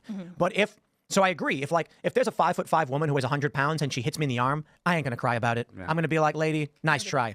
But if a 6'5" Exactly, She-Hulk walks up to Jimmy me Beam. and swings at my gut, and I'm like, oh man, like we got a fight on our hands. You know what I mean? Come on, lady, it's going down. Don't you agree? Would you do a cage match with a woman if she agreed to it? I mean, But this is the real question. It depends on the woman, right? Like me, no. But my point is, self-defense in law is predicated upon the risk to your well-being. If a guy comes up to you and he's yelling at you and he's swinging punches at you, that is actually considered lethal force. If he hits you in the head, you could die. Yeah. And so you can respond with lethal force. And then the left response is, but he was unarmed. What do you? Right. Dude, people die all the time from getting punched in the face one time. Yeah, the other problem is that women are more likely statistically to use force multipliers when they attack men. So weapons, you know, if a Force multiplier, I like crazy, that. you like that? A crazy woman comes at you with a piece of broken glass, you're not going to shove her. You're not going to like. No, if no. a big booty Latina, no. If a big booty Latina came at me with a frying pan, I still wouldn't. I would just block it and. Okay, I just gotta tell you, if a lady was swinging broken glass at me, I would run. Yeah. You like, this is self-defense 101. You don't engage in knife fights. What if you're stuck with her and you have to? Like if I'm in a room, Yeah, like she won't let you out. And she's got broken glass? You see this She's with going down. domestic stuff where women will do that. They'll like break something and be attacking the guy and refuse to let him leave. And the guy will have to like physically do something to her to get out of there. Yep. And then the guy. Yeah. Okay. I agree. I'm sure that happens sometimes. I know it happens sometimes. Okay. I know a guy who was actually stabbed by his girlfriend. But if any woman were to have brought up this situation to Rachel, her immediate response would be like, that's not happening. That's just like something that you see in Hollywood. You watch too many movies. There aren't guys attacking their girlfriends like that in real life. That's exactly what she would say. Oh shit, what I do. What, no. you don't know what a bolas is? What, It is describe it? two weighted balls with a rope in the middle. And then Oh, you the thing you swing, it yeah. and throw it, and then it wraps around her legs and she falls over. And then you jump over her, call the police, and say, we wrangled her up, but she's got a knife, so be careful. You could have a net gun, might be easier, and just. You ever see those net guns they use on pigeons? I've seen the one Rob Dyrdek had in Fantasy Factory. That's Oh, the really? last one. Fires a net, and then Too bad we it's got can't weights and invent it a goes- gun that can shoot like accountability at women, and then you wouldn't be physically hurting them, but they would definitely run. We could. It's like when you pull the trigger, another woman's voice comes on and criticizes her for not fitting in properly. Well, Rachel, you know stats. Who are more toxic, in your opinion, men or women? Who are more toxic? Yeah, like who's more toxic for society overall? Women now, because they're not under any sort of there's no mechanism to control their insane behavior. Like, what a stupid question. I can't pick a gender. Like, that's just such a dumb question. Which gender is more toxic in society? Like, the fuck? So you think women are? I think women are now. I think we're in an inverted social order where there was Sorry, I built-in control mechanisms. I really think questions like that are so pointless and meaningless and have no purpose or use at all. or like, it's not realistic. To balance the power for both sides before, and what feminism did was erase that and give women incredible amounts of unearned power that they don't know what to do with. So I think, yeah, I do think there's like toxic femininity going on. I agree with you on that. Yeah. What, Tim? You're looking at me like that some women are toxic as hell? Well, I don't know. I just think that, in this society that we live in, it's changing, that women are being toxic, and that's why men probably want to have an artificial intelligence girlfriend and just crank it to Pornhub all day. I feel like most guys would probably just sit on a couch, zone out, and say, "Bleh." Like they go out, they lift heavy thing, they come back, they sit down and go, "Bleh." I just had my boyfriend open a jar of pickles for me the other night. Actually, it was 4th of July. Yeah, it was a funny moment, but one time I had to open a Gatorade bottle for him, though. Hopefully he doesn't hear this. I don't let him live it down. It's just a funny joke we have between us, but And then the political element of conflict and crisis overwhelmingly come from women. To be fair, he was like half asleep. So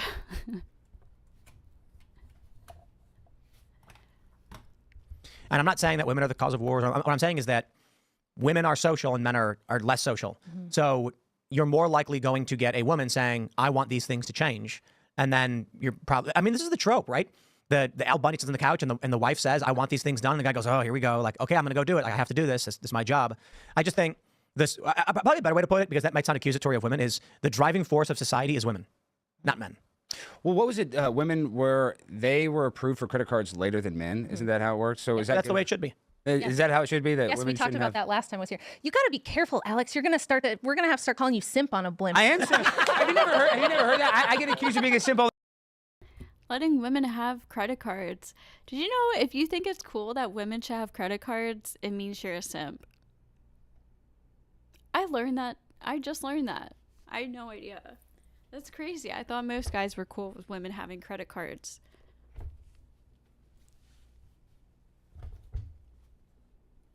the time. I am a simp. I'm a woman lover. I guess I grew up, and I don't know. I'm a little bit of a simp. I agree. Do you know why women didn't have credit cards and bank accounts until the 70s? Do you know why? Do you think I don't know. Because most people assume just the patriarchy wanted to, be mean to the women and control them. I don't.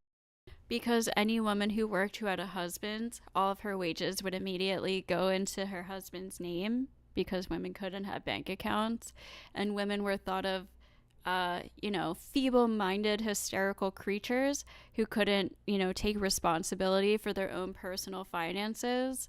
So men were responsible for all of women's debt.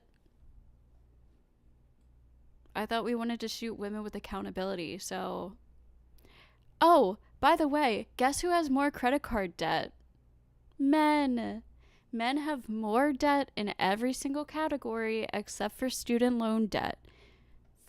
Personal loan debt, credit card debt, financial or auto loan debt, every single category except for financial or student loan debt. Sorry, I can't talk. Which, I don't rub in men's faces, but like when they bring up fucking points like this, I have to bring it up.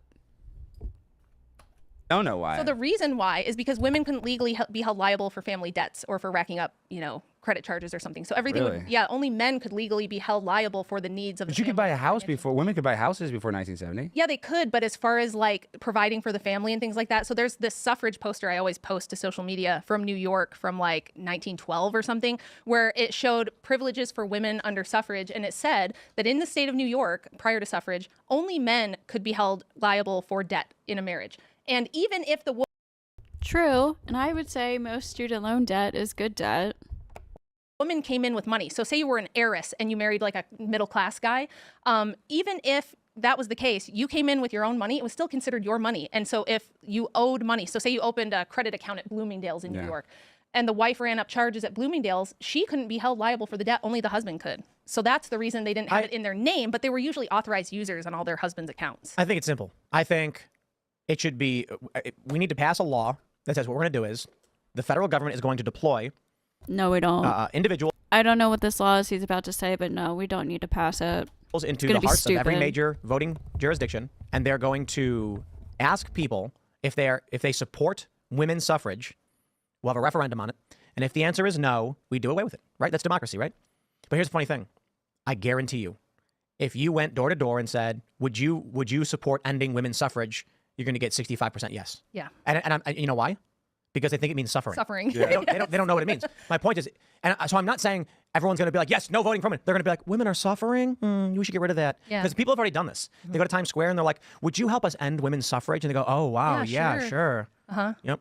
And if that's what they think it is, they shouldn't be voting. I agree. Well, they go to Times Square and ask them like the simplest questions, like "Where's Texas on a map?" and they don't know. My favorite is name a country that starts with the letter U. And people are like, Utah?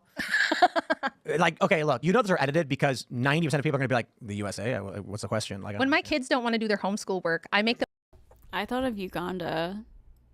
But yeah, there's USA, United Kingdom, Uruguay. That starts with a U, right?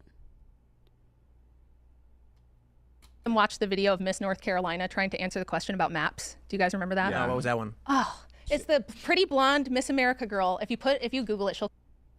I believe that most of men's debt is cars, houses, etc. Women's credit is for doing their nails and hair, buying clothes. There's a different. That's what I'm saying. Men have more credit card debt, more personal loan debt, more auto loan debt, every single category except for student loan debt. Men have more debt. Now, if you're talking about what specifically they're spending it on, I mean, I don't know, but what they're spending their personal loans on, their cars are obviously on their cars, their credit card debt, I don't know, but men have more of it. I mean, I think it makes sense. Like, men make more money typically, so they probably spend more. Will come right up, and it's hilarious. There's a lot of Trump I show them that, and I'm like, if you don't want to be this, you better. Yeah. I don't know why they have more credit card debt, but they just do. There you go. Recent polls have shown a fifth of Americans can't locate the U.S. on a world map. Why do you think this is? I personally believe that U.S. Americans are unable to do so because some people out there in our nation don't have maps, and I believe that our education, like such as in South Africa and Iraq, everywhere like such as, and I believe that they should, our education over here in the U.S. should help the U.S. My ex-boyfriend used to steal my credit card and buy drugs, so. Or should help South Africa and should help the Iraq and the Asian countries, so we will be able to build up our future.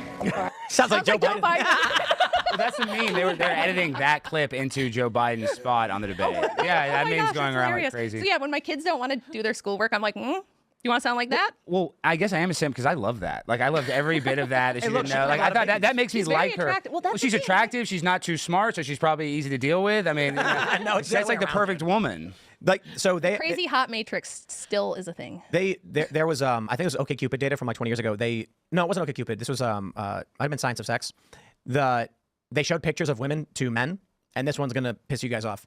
Do you know what age men consistently rated the highest? Without knowing the age, just looking at a picture of a female, what age scored the highest in sexual attractiveness every time? It's pretty low. 20, 20, 21. 16, 17. Is 14. 14. Oh, wow. And then when they added in information on the person, it jumped to 22. Right. But not like bios. It was like questionnaires. And the research found that men, this is the important thing. The average guy thinks teenage girls are the most attractive, and people don't know this, but for a long time, the models you'd see, like you go to the mall and you see like the lingerie store, and there's like a woman with her like bra strap coming down. She's 15. Yes. 15 years old. Yeah, Now, American a lot of Apparel. the models are still like Really? under 15, 18. 16. But something interesting happens when you ask questions. Guys don't. The reason why it goes up to 22 on average is because teenagers are incapable of supporting a family. So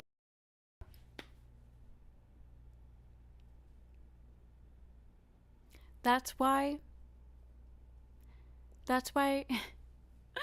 once a guy knows the age, he picks 22 because he's attracted to the fact that she's the age to support a family.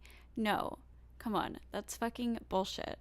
I'm sure for some of them it's because, like, yeah, they're not fucking pedophiles and they want to date like a young girl, but you know, who's like an adult, like a 22-year-old. But for a lot of guys too, it's because they're lying because it's just, you know, they want to be politically correct. They literally just said earlier when they were bringing up the studies about women's body counts, and they were like, oh, we know it's inaccurate because women lie because they want to be politically correct. Okay, well, guys picking a girl on her age are gonna do the same thing. Majority of them pick 14 until they realize the age, and all of a sudden they start picking over 18, and it's because they like her intellects. Like, and again, I'm sure like most of them are because, yeah, they're not attracted to teenagers, like literally, but like there's a good amount of them who, if it wasn't politically correct, they would give probably the same answer. men want, they want predominantly good genetics, which is seen through symmetry in the body. But if the man finds out the woman is really stupid, her attractiveness drops way down. It really is true. Now, there are probably a bunch of guys that are like, don't care because I get free sex. If the thought process for a lot of these guys is I have zero responsibility, then they're going to be all over South Carolina. But if you were telling a guy, you have a kid, it's your responsibility, they'd be like, not with her. Are you nuts? Right. I'm going to ask her where she put the milk, and it's going to be in the cabinet under the sink. What are you doing? Right. Can't live that way. Yeah, my husband actually said that one of the things he likes best about me is that if he has to go somewhere, if he's busy, because he's very work focused and he's like a total workaholic.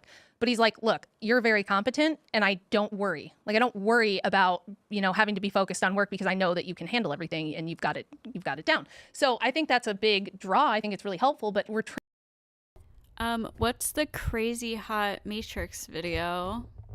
That sounds like I'm gonna get some TOSing on YouTube.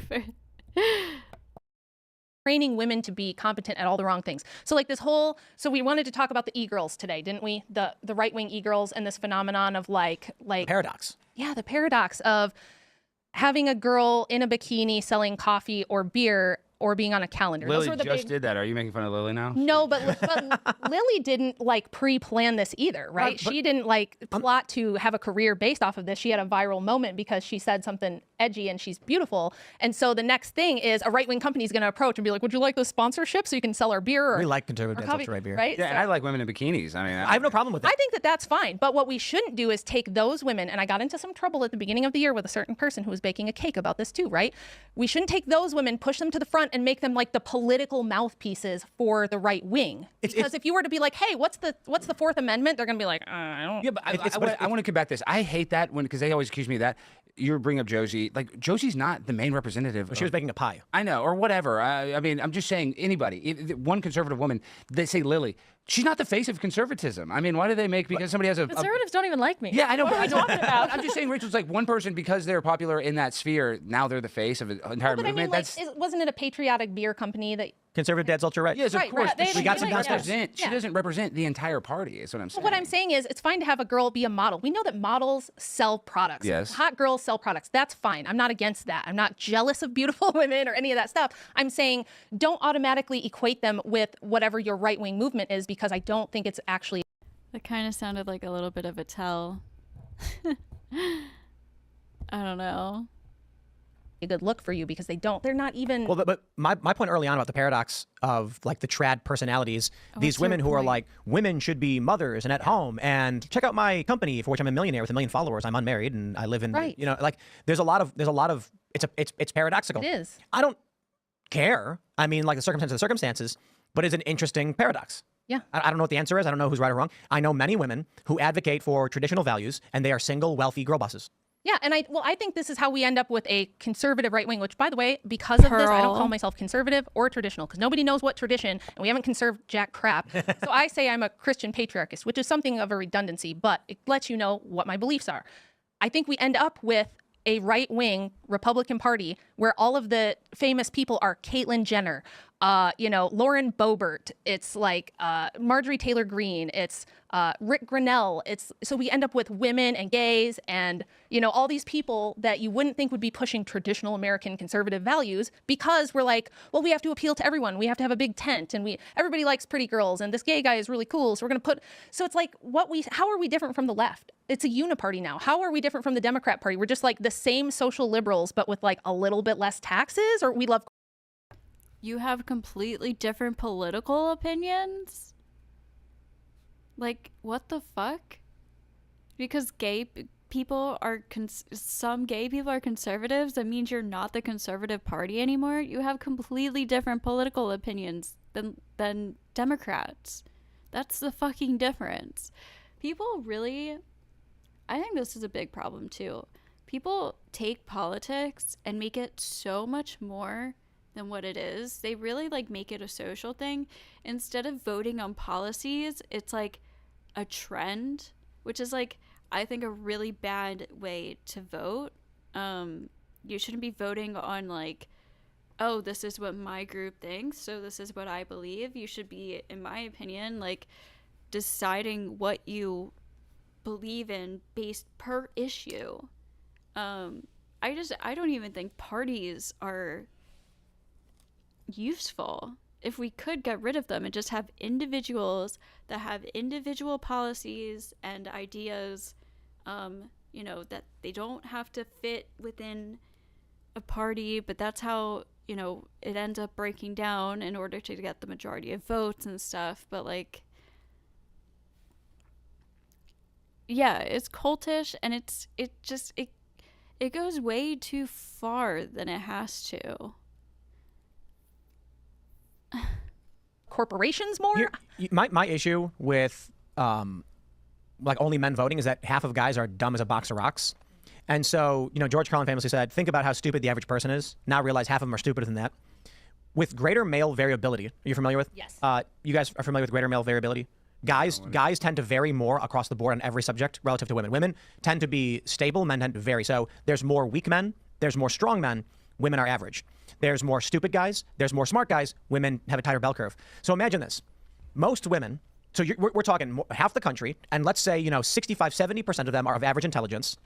And then you have men where half are above average and half are below average. And then without universal voting, you have a large portion of women who are smarter than really dumb guys, and those dumb guys are voting. That's still a problem. That might still be a problem, but I think everybody's probably seen the maps, the graphs that show what would happen if you took women out of the voting pool. You'd basically never have any left-wing stuff passing ever again. Yep. So that's a factor. And that's because even dumb guys prefer to have the ability to take risk for more gain. They're not as security oriented. They're not going to be voting for a nanny state. They're not going to be voting for open borders, that sort of thing. There's a lot of ways you could fix voting, I think. But the problem is now we've told everybody that universal suffrage democracy is the American way, which Tim would tell you is not how the country was founded. And if you say only certain people should be able to vote now, you're called like an elitist, or people will say, oh, you're not. Oh, we got to restrict voting like crazy. Well, I think it's good, like, if you let people, when you think about the single women that are. No, instead of restricting voting, how about we like actually change the education system and actually educate our fucking population a little bit more so that people know what the fuck they're doing and what they're voting for and how to vote and how the system works and how the economy works and what, so they understand the policies and these bills and stuff. How about instead of restricting voting, we like educate our population so we just have smarter people as a whole that ultimately contribute more, vote better or whatever, vote smarter. I just think that would be a way more efficient way than restricting the votes to the elites. Tanking, the vote that are all voting liberal. It's because they don't have kids, they don't own property, they don't have any skin in the game. So what are they voting for? Right. Oh, abortion rights, or oh, they'll give me free money or they'll pay for my college. So if you let only people who have like own property or have kids, I swear some conservatives like dangle abortion over women's heads so that they can keep women out of like the other politics, and they're like, here, you guys can focus on abortion issues, something you really shouldn't have to be worrying about still, but and then we'll be over here we're like fighting and protesting for actual issues. Like, I swear they do this. Like, yeah, let's just distract the women with abortion, give them that to worry about. they've got stake in the game. Like, they're going to be voting for bigger problems, even though they're like, well, we don't like the guy, but he's, going to push for initiatives because that's going to help the country. That's what I think. I think only landowners and like people with families should vote because they have stake in the game. It's not just, well, this guy supports abortions and I want to get my 10th abortion, so I'll just go with that guy. Well, I just want to say this because you're talking about the people that represent. I'm saying the system right now isn't doing a very good job of setting people up for success or just to be like a smart fucking individual. Our education system is like super lacking. Certain parties and and you can tell that's why we have a lot of immigrants, people from foreign places coming to America and making a fuck ton of money in business and corporations and shit like that, because they're the ones like innovating and yeah. influencers. Yeah. See, I'm so black-pilled where I believe it's a uniparty where, elections are basically all stolen. It's all, it's all a facade. It's literally political theater. So that's why it's kind of hard. Like, Alex Stein doesn't represent conservatives well enough. It's kind of like, well, everything conservatives don't represent themselves well enough because they all are infighting. And so it's just all cringe. Politics really, and I cover politics like crazy, is cringe and gay and annoying. And I don't know how to fix that because I don't have any trust in the system. I think the government's lied about the vaccine mandate. I mean, vaccines, all kinds of stuff. So I guess I'm just maybe so black-pilled that I don't know if we can even fix the problem. It's so bad. Well, I'm with you on the whole American system, and I get a ton of, crap about that too. I think that we have like a liberal Enlightenment founding that was going to end up here. That's my personal opinion on it. But since we have this illusion of there's a left wing and a right wing, and there is, like among the actual population to a degree, there are people who believe a set of beliefs that are more progressive left wing and people who believe a set of beliefs that are more family oriented and I guess we would say like conservative or Christian. And I just don't understand how Christian conservatives are being represented by people who are pushing the gay agenda, people who are pushing feminism, people who are pushing the trans agenda, and we're going to just like wave them into TPUSA and be like, yes, have the Boss Babe conference, have the LGBT like big tent thing. It's like, yeah, it's liberalism from 10 years ago. It is. Should Trump have stopped Caitlyn Jenner from pooping in the women's restroom? Did that happen? Yeah, Caitlyn Jenner posted a video of them. I guess I don't want to get kicked off YouTube for misgendering them.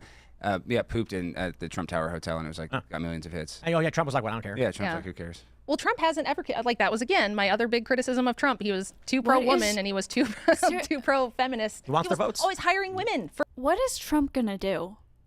He's probably not even at his own fucking stop. Everybody stop the hotel. A trans woman is in a woman's bathroom. Stop the whole world.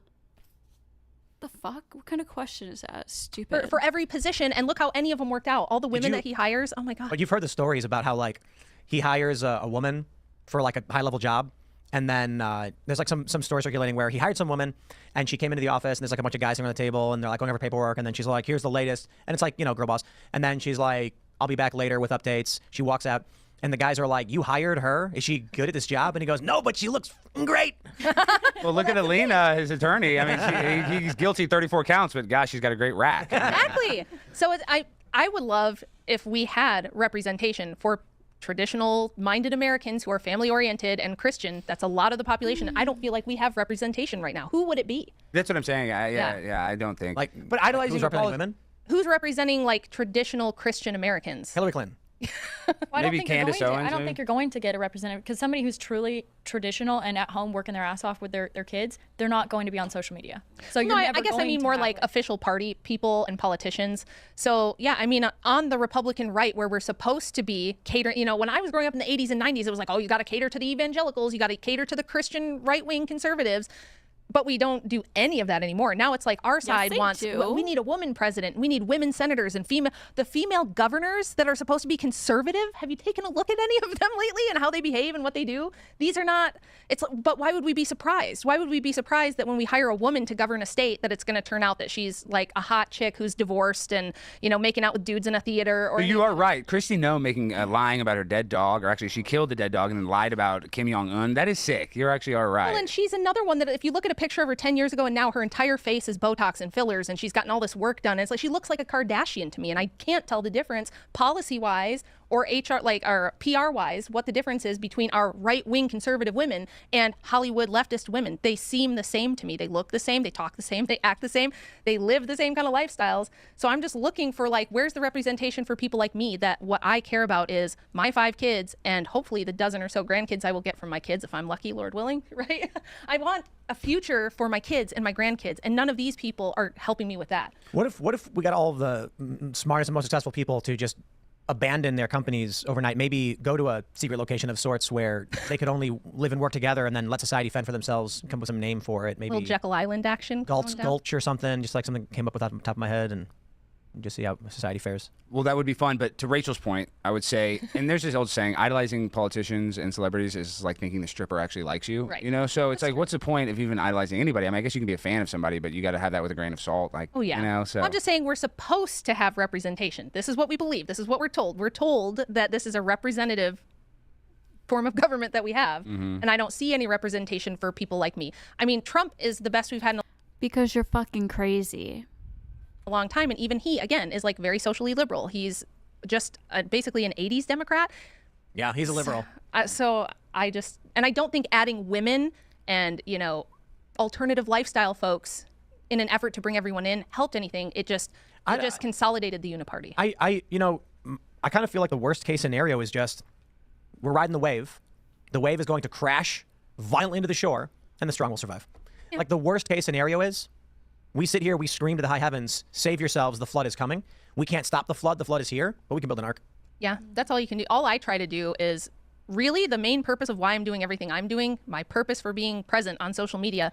Oh, here she gives her little justification of why she wants her career and her spotlight on social media. You know, it's not because she actually enjoys writing and she's smart and likes history and likes reading books and writing books and enjoys being a voice for moms. No, it's not because of that. Here comes the virtue signaling. You know, she's doing it for other women. It's a completely selfless act that she doesn't want to do this at all. She gets no self-gratification. No, it's just for other women at home. Here it comes. Is because I get dozens of letters and DMs and emails every week from women who say, all I ever wanted was to be a mom and stay at home and raise my kids. And everybody told me I couldn't do that. Even my parents, you know, who are Christian conservatives said, you must go to college. You've got to have a career first. This is what everyone's heard for decades. And they write me just to say, thank you for telling me and basically giving me permission to be a mom and to be a wife, and that's not only good enough, but that's awesome. And it's like more laudable than any career I was going to have. It's more meaningful because they just don't feel like they can. I had a woman write me and say, I'm in my last year of dental school. I'm supposed to start a dental practice. And all I want to do since I met my boyfriend is get married and have kids. That's all I want to do. I dream about it all day. It's all I think about. I would rather die than go start a dental practice. But my parents have invested all this money. And if I told them I was going to quit dental school, they would disown me. They would not understand. What do I do? And so I'm just trying to make the case for women, because there's a lot of women who want that. There's a lot of women who want that. And they just don't feel like it's permitted. I have to say, there should be more female dentists. I don't like to go to a male dentist. I know, I'm dead serious. I'm not even kidding. I don't like to go to a male. There are a lot of women who want that. And there's some who don't. Dentist, I don't like a guy having his hands in and their hands are all big. I'm dead. I'm not even kidding. I went to Bravo Dental. It was just a normal dental place in Dallas. I was like, I want a female dentist. Yeah, look, they got small hands. They're good. Like, I wouldn't have a male masseuse, so we need some women to be dentists. We need a couple women to do some of this stuff. Maybe not all of them. Small hands for manipulating fine instruments. Dude, you know what I mean? It's like that's not okay. That's gay. Well, there's but you don't want a female pilot. No. I don't want a female pilot, and I don't want a female. I would like if my proctologist was a female too. Okay. You were saying, Lily. I lost my train of thought. You threw me off with that, yeah. Yeah. Well, I mean, I think it is obvious that in society, women and men have different roles. So I agree with you on that 100%.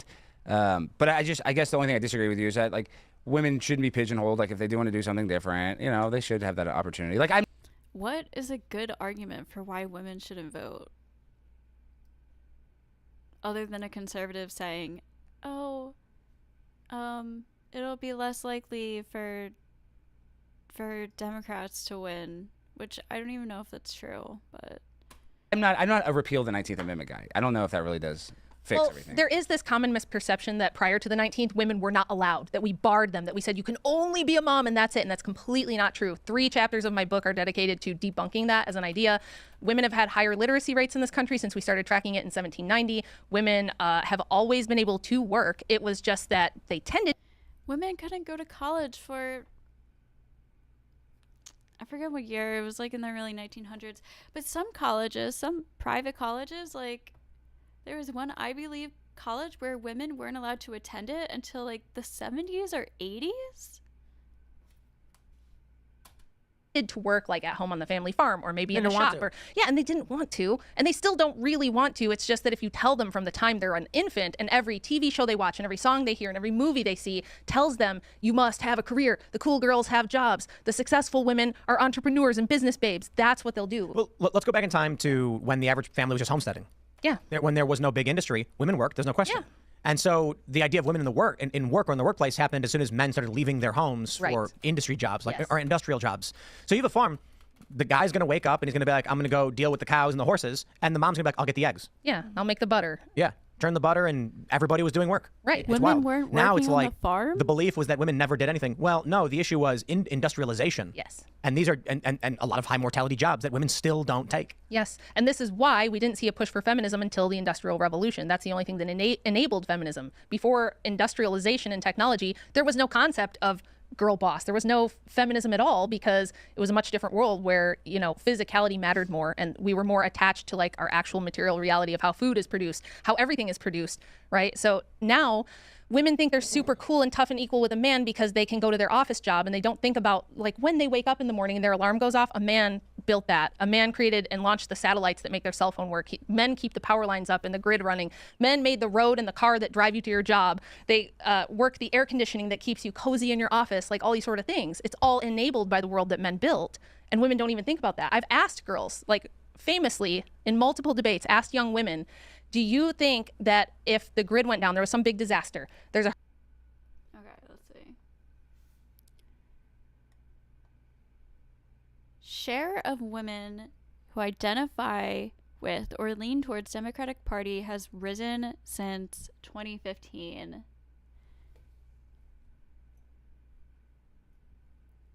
Okay, this is Pew Research Center.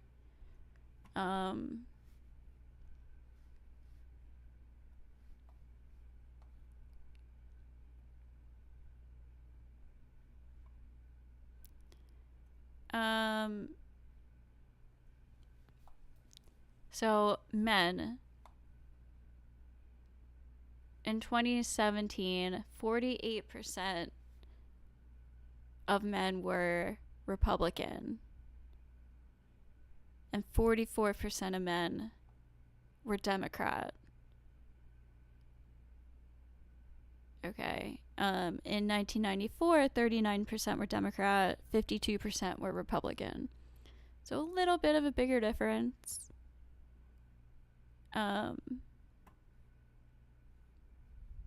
Now,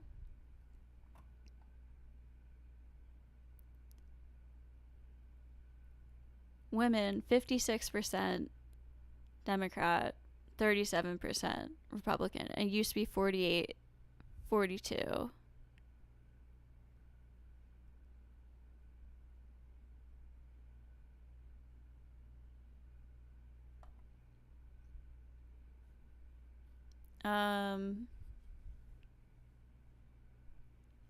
So, I mean, yeah, I guess it's like kind of a big difference.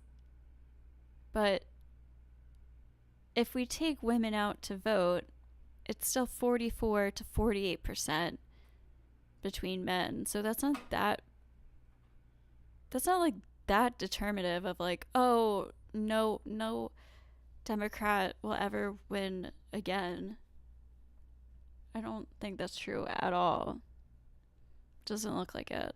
hurricane, a flood, something like this, and the power goes down, that we could get the feminists out there and they're going to get the power back on? And they tell me yes. They're like, oh yeah, girls can do it. We have tools. We have tools now. I'm like, have you ever tried to run a jackhammer? Well, I have to debate this real quick. I have to debate this. Open a pickle jar? Wait, I have to say this, Rachel, and you know this. There's a lot of lesbians at Home Depot that know exactly what the hell they're doing with a drill. I'm not saying all women, but no, you know, they have the little thing where they Google it and it tells them where the pipe is. Alex, I'll give you this.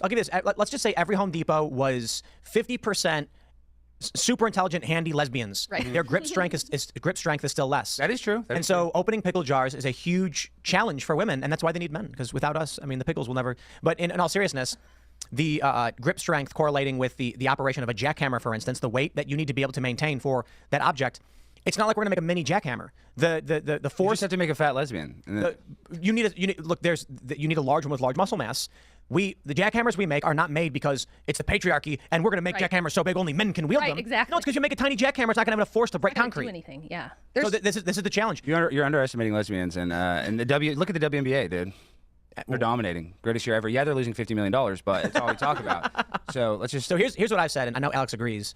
Alex may agree with this for different reasons, but I've said, if I am in a burning building on the 3rd floor and I am laying on the ground and there's smoke everywhere and I'm gagging, when that door bursts open, I am hoping to God it's a 6'5", glistening, ripped man, just flexing his muscles, and he goes, "Hey there." Yeah, almost all firefighters are men. I'm pretty sure. Like, I don't. I used to date a firefighter, and there was like maybe one woman there. She was pretty stocky, but pulling people out of buildings, like, yeah, it's gonna be men. But again, I don't know what this has to do with voting or anything else. Like, buddy, I'm getting you out of here. I'd be like, oh my God. Thank you so If a woman kicked the door up, and I'd be like, oh, we're both gonna we're die. both gonna die. No, that is true. Like, I don't know why people want to push for the equality. Like, I used to work at the beach, and when we would do like the rescue training, you would have to get like the supervisor. So these are like 6'4" guys. They go limp in the water. They're in wetsuits and whatever, and you'd have to drag them like up the beach. And the guys get them up the beach, no problem, because, you know, you got the tide pulling the sand out and whatever. And then the girls, we'd be sitting here struggling for like 10 minutes. Now we could do it, and we were like good at it, and I was really good at my job, but still, even I would be like, if I'm drowning out there, I hope a dude comes and gets me. No, you're exactly right, because they had to lower all the requirements for the police academy for the females, for the women, because they couldn't go over the wall, they couldn't lift the thing. But hold on, but there's only one exception. So if the average guy was in a burning building, the only woman they would want to see is their mom. Because women get that superhero strength when their children are in danger. And like, your mom will lift you up by one hand with her muscles snapping as she carries you to safety. But like, and I'm half joking, right? Obviously no guy wants to see his mom in a burning building. Yeah, Right? I know. My point is, all of the stories where the mom lifts like a car off her child, like destroying her arms and muscles to save the child, that's amazing. But like, you're not gonna get that from the average woman. You get that from your mother who will die for you. And then guys just tend to be stronger. But man, these stories really are amazing where, like, I mean, and you've heard them too. Like, a car hit the kid and then the mom lifted the car up and then the kid got out. That was amazing. Those are cool stories. Yeah, I always hear it with grandmothers too. Yeah, you hear that story a lot, where they get superhuman strength. I mean, I think we agree on most things, Rachel, but I guess when we look at the future, this is what they say is going to happen if there's no rapture, is that we will all be one race and one sex. And that sex would be like trans, basically. It would probably be women with a female vagina that act outwardly like men, and then they just have like men's semen, and they just, I don't know. you know, I guess artificially I feel inseminate like the themselves. rest That's of if this like is we kinda live to stupid. a million years in the future. The Y chromosome's dissolving. It's getting smaller and smaller. That is actually happening. Yeah, it is happening, but there's a couple theories. One is, in our limited understanding of the Y chromosome becoming smaller and more frail, the immediate assumption was, whoa, eventually it'll be nothing. But they're on their last iteration of being able to genetically engineer themselves or to clone themselves because A long time, and it was intentional to like feminize Christianity and convince people that the Bible was written by men and it's just a tool of the patriarchy to keep women well, down. you guys all know what the rainbow means, right? Went through and edited the entire Bible and took all of that out. So they took out Eve being at fault. They took out the curse in Genesis on the woman. They and to huge effect on a lot of the churches at around the turn of the century, and people don't even everybody wants to know, why are the churches so feminized? Why is there so much Why are feminism there so in many the rainbow churches? flags? Yeah, it has a lot to do with that. That book was so popular that they had multiple printings and we're talking 1895. So this stuff is not new. Like, this has been around for a long time. And it was intentional to like feminize Christianity and convince people that the Bible was written by men and it's just a tool of the patriarchy to keep women Well, down. you guys all know we what have the to get to rainbow the dinosaur means, right? part. You mean like from a biblical perspective? God's promise never to. Ants. What do you think about that, right? We have to at least get to the dinosaur part. You know, all these rainbow things that are being painted on the ground. Christians should go out there and like make them symbols of Christianity and God's covenant, and then watch the left freak out and be like, that's not what it means, that's not what it means. And they're like, you've painted the symbol of God's love. Yay. Yeah. Well, this point is a little out of left field, but the Bible talks about Nephilim, these giants, and, you know, supposedly a third of the angels were casted out of heaven, came down to earth, and, you know, mated with humans, and they made these giants, and that's supposedly, I guess, why God had to flood the earth and kill all these creatures. You know, that's what they say, and I kind of tend to believe that. And the rainbow Logical. should be a pride flag that we killed a bunch of giants. Sorry. Well, they were supposed to be very wicked. So. Yeah, no, I'm not saying that we shouldn't have killed them. I'm just saying, you know, that pride flag was a really good thing, you know, and now it represents gay butt sex. So there you go. Thank you for that one. Did you guys ever see Not it? all of them land. Have you you know ever what seen I mean? this is a Nephilim skull. Can't all Look, be winners. you see that? Yeah, that's what I'm saying. There were That's a giants. Nephilim They're skull. hiding the giants. What do you think about that, Rachel? Get into Do the you know- giants. Hiding the giants? You seen this? The Nephilim skull? Is it real or is it one of those anthropological That's fakes real. That's that a turns real. out to be That's real. Look at the baloney? teeth. Yeah, you can't Look at trust- this. Because I don't Look at believe in dinosaurs either. This is Yeah, this is, there you go. Smart. this is real. You guys have never.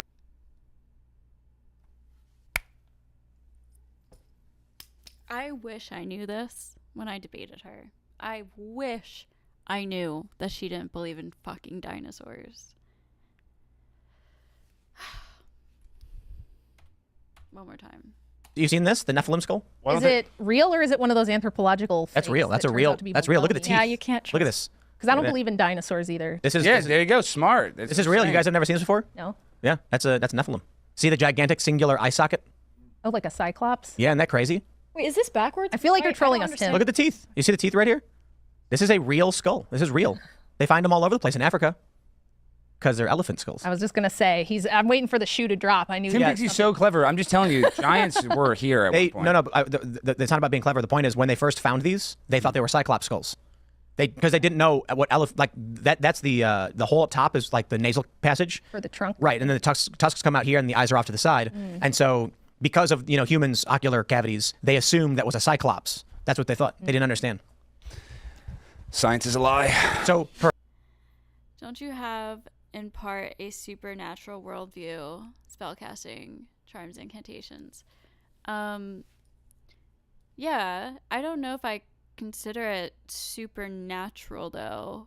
Because I believe it actually works through, like, the best real-life example I can give of this is, so, like,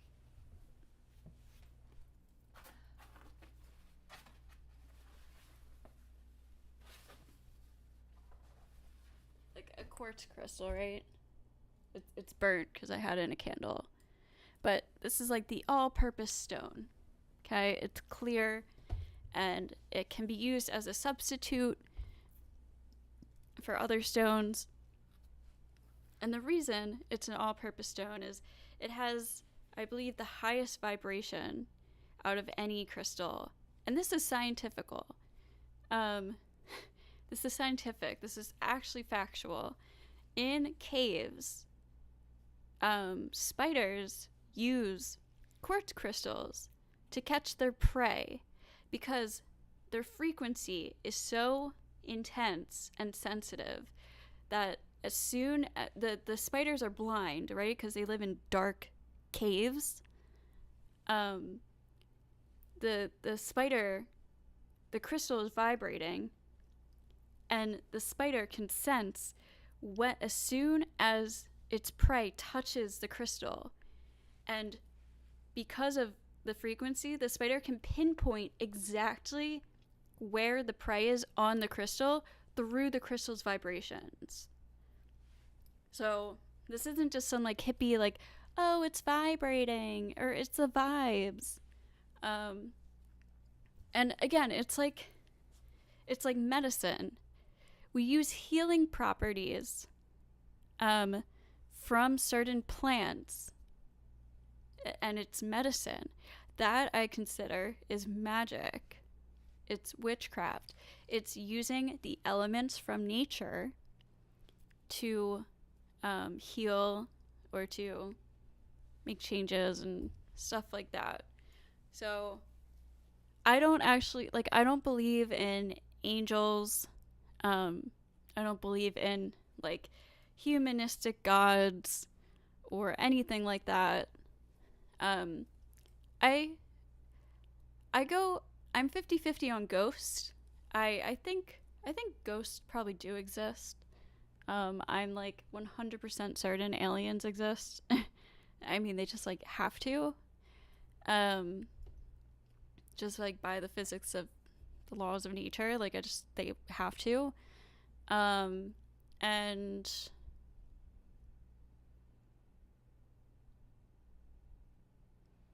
it is observable evidence, though. Spiders, this is from, like, biology. Like, spiders literally use the vibrations of these crystals to calculate where their prey is through the vibrations of the crystals. So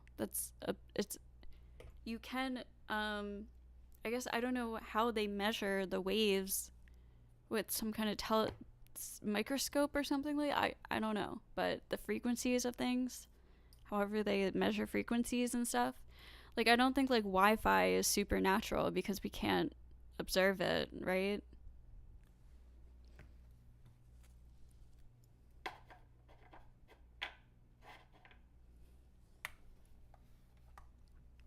But yeah, you could say like mystical. I just think saying something like angels, God sent a bunch of angels down to the earth to stop a flood for our sins. Like, I can't, it just makes no sense to me. But, I don't know. I haven't read the Bible, so. Perhaps the story of the giants was actually just they found some elephant skulls. No, the Smithsonian has the bones. They're hiding them. They're hiding the Nephilim bones? You know, Nick Cage stole the Declaration of Independence. I'm gonna go steal the Nephilim bones. There you Didn't go. he do it like 3 times or something? I think there's 3 movies. Did he Were do there it- 3 movies? What was 2 that called? movies? National Treasure? Is Yeah. that right? No, what I'm talking about is the basis of magic.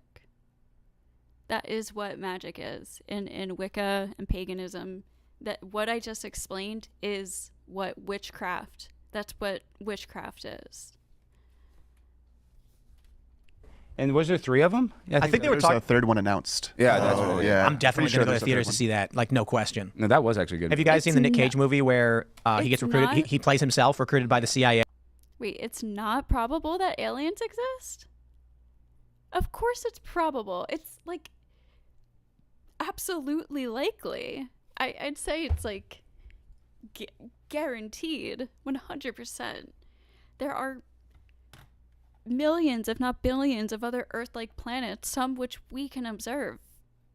We know of ourselves, just within our small little area of space. And that's only life that grows on Earth-like planets. There could be other life on other planets too that grows in a different like chemical way or whatever. To investigate the cartels. Oh, one of my friends just reviewed that movie. It's I so can't remember good. Oh, what the name it's of a it new is. movie, right? Yeah, and it's got Pedro Pascal in it. There's a scene. So he's just Nick Cage. He's playing himself, and he's investigating. He gets sent. Some part of witchcraft can be supernatural, like seances.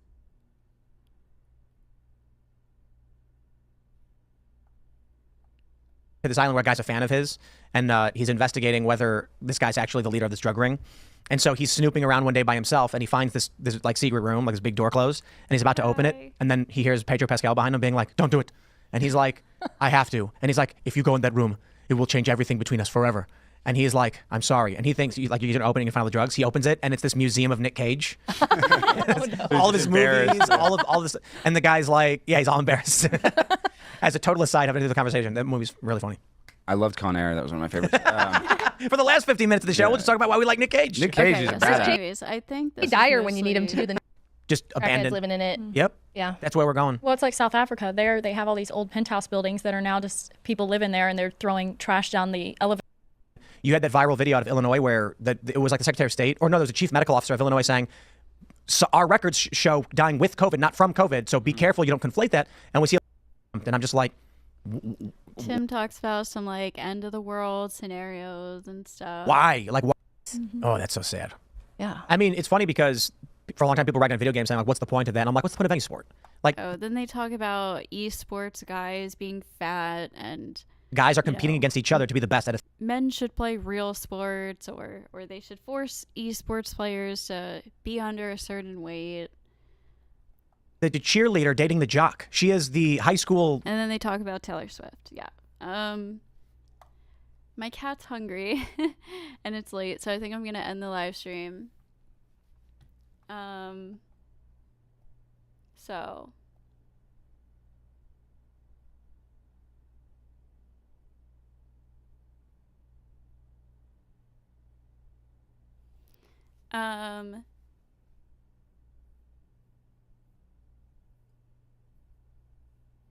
it seems like you're being selective as far as what kind of supernatural you believe or agree with.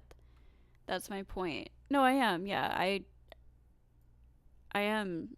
I believe in some supernatural stuff like ghosts. I don't know. Like probably psychic. There's probably some psychics who exist and stuff. It's something where I can't say for certain I believe in, but I would say probably. I'd say it's super rare though. But I don't believe in like angels and things like that. There is a broom.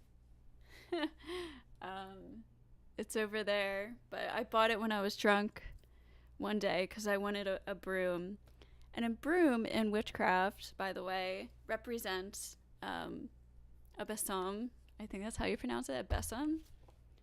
It's supposed to represent, like, part of being a witch is, like, you're supposed to keep your house very clean all the time. You know, have, like, a sacred space, and it's just, like, a healthy way of living, really. Put good things in your body, which is something I have to, like, get more into. Cooking, and stuff like that. But yeah, a broom represents sweeping away, like, the old, like, sweeping away the negativity is, like, cleaning. That's what, like, the brooms really represent. And then lots of Christianity took pagan symbols and witchcraft symbols and made them evil, which is why you have the horned god, who is like Satan, who to the pagans represented the god of the hunt. When they were, you know, most animals they hunted had horns, like bulls and deer, and things like that.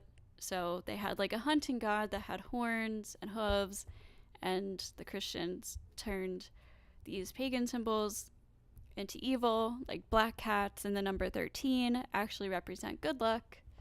13 was always a lucky number until Christianity said, no, it's unlucky, and black cats are a sign of bad luck and all that.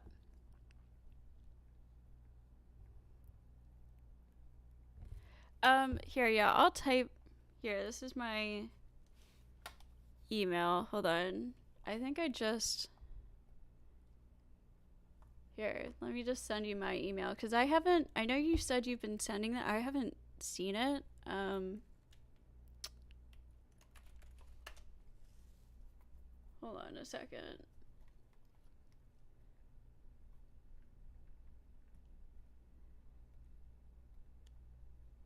Okay,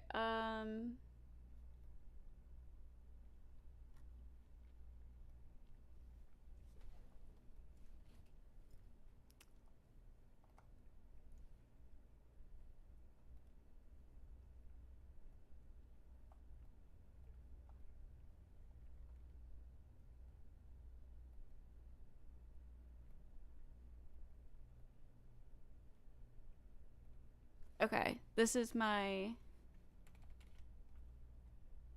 email. It's iamghosty@gmail.com. Okay, so thank you, Carl. And I welcome anybody who disagrees. You know, I don't mean to insult or anything. If I say, like, I don't believe in what you believe in, that's fine if you don't believe in what I believe in. But I think it's cool to talk about these things. My France Celt ancestors were pagan druids who sacrificed people by burning them to death in large wooden animal structures. I'm familiar with paganism. Interesting. Yeah, ancient human history had a lot of human sacrifices, unfortunately. But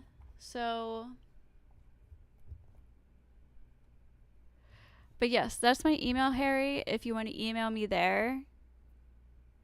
Because sometimes it's just hard to keep up with the comment sections, like which one. But I think I went through most of the videos you recommended to me.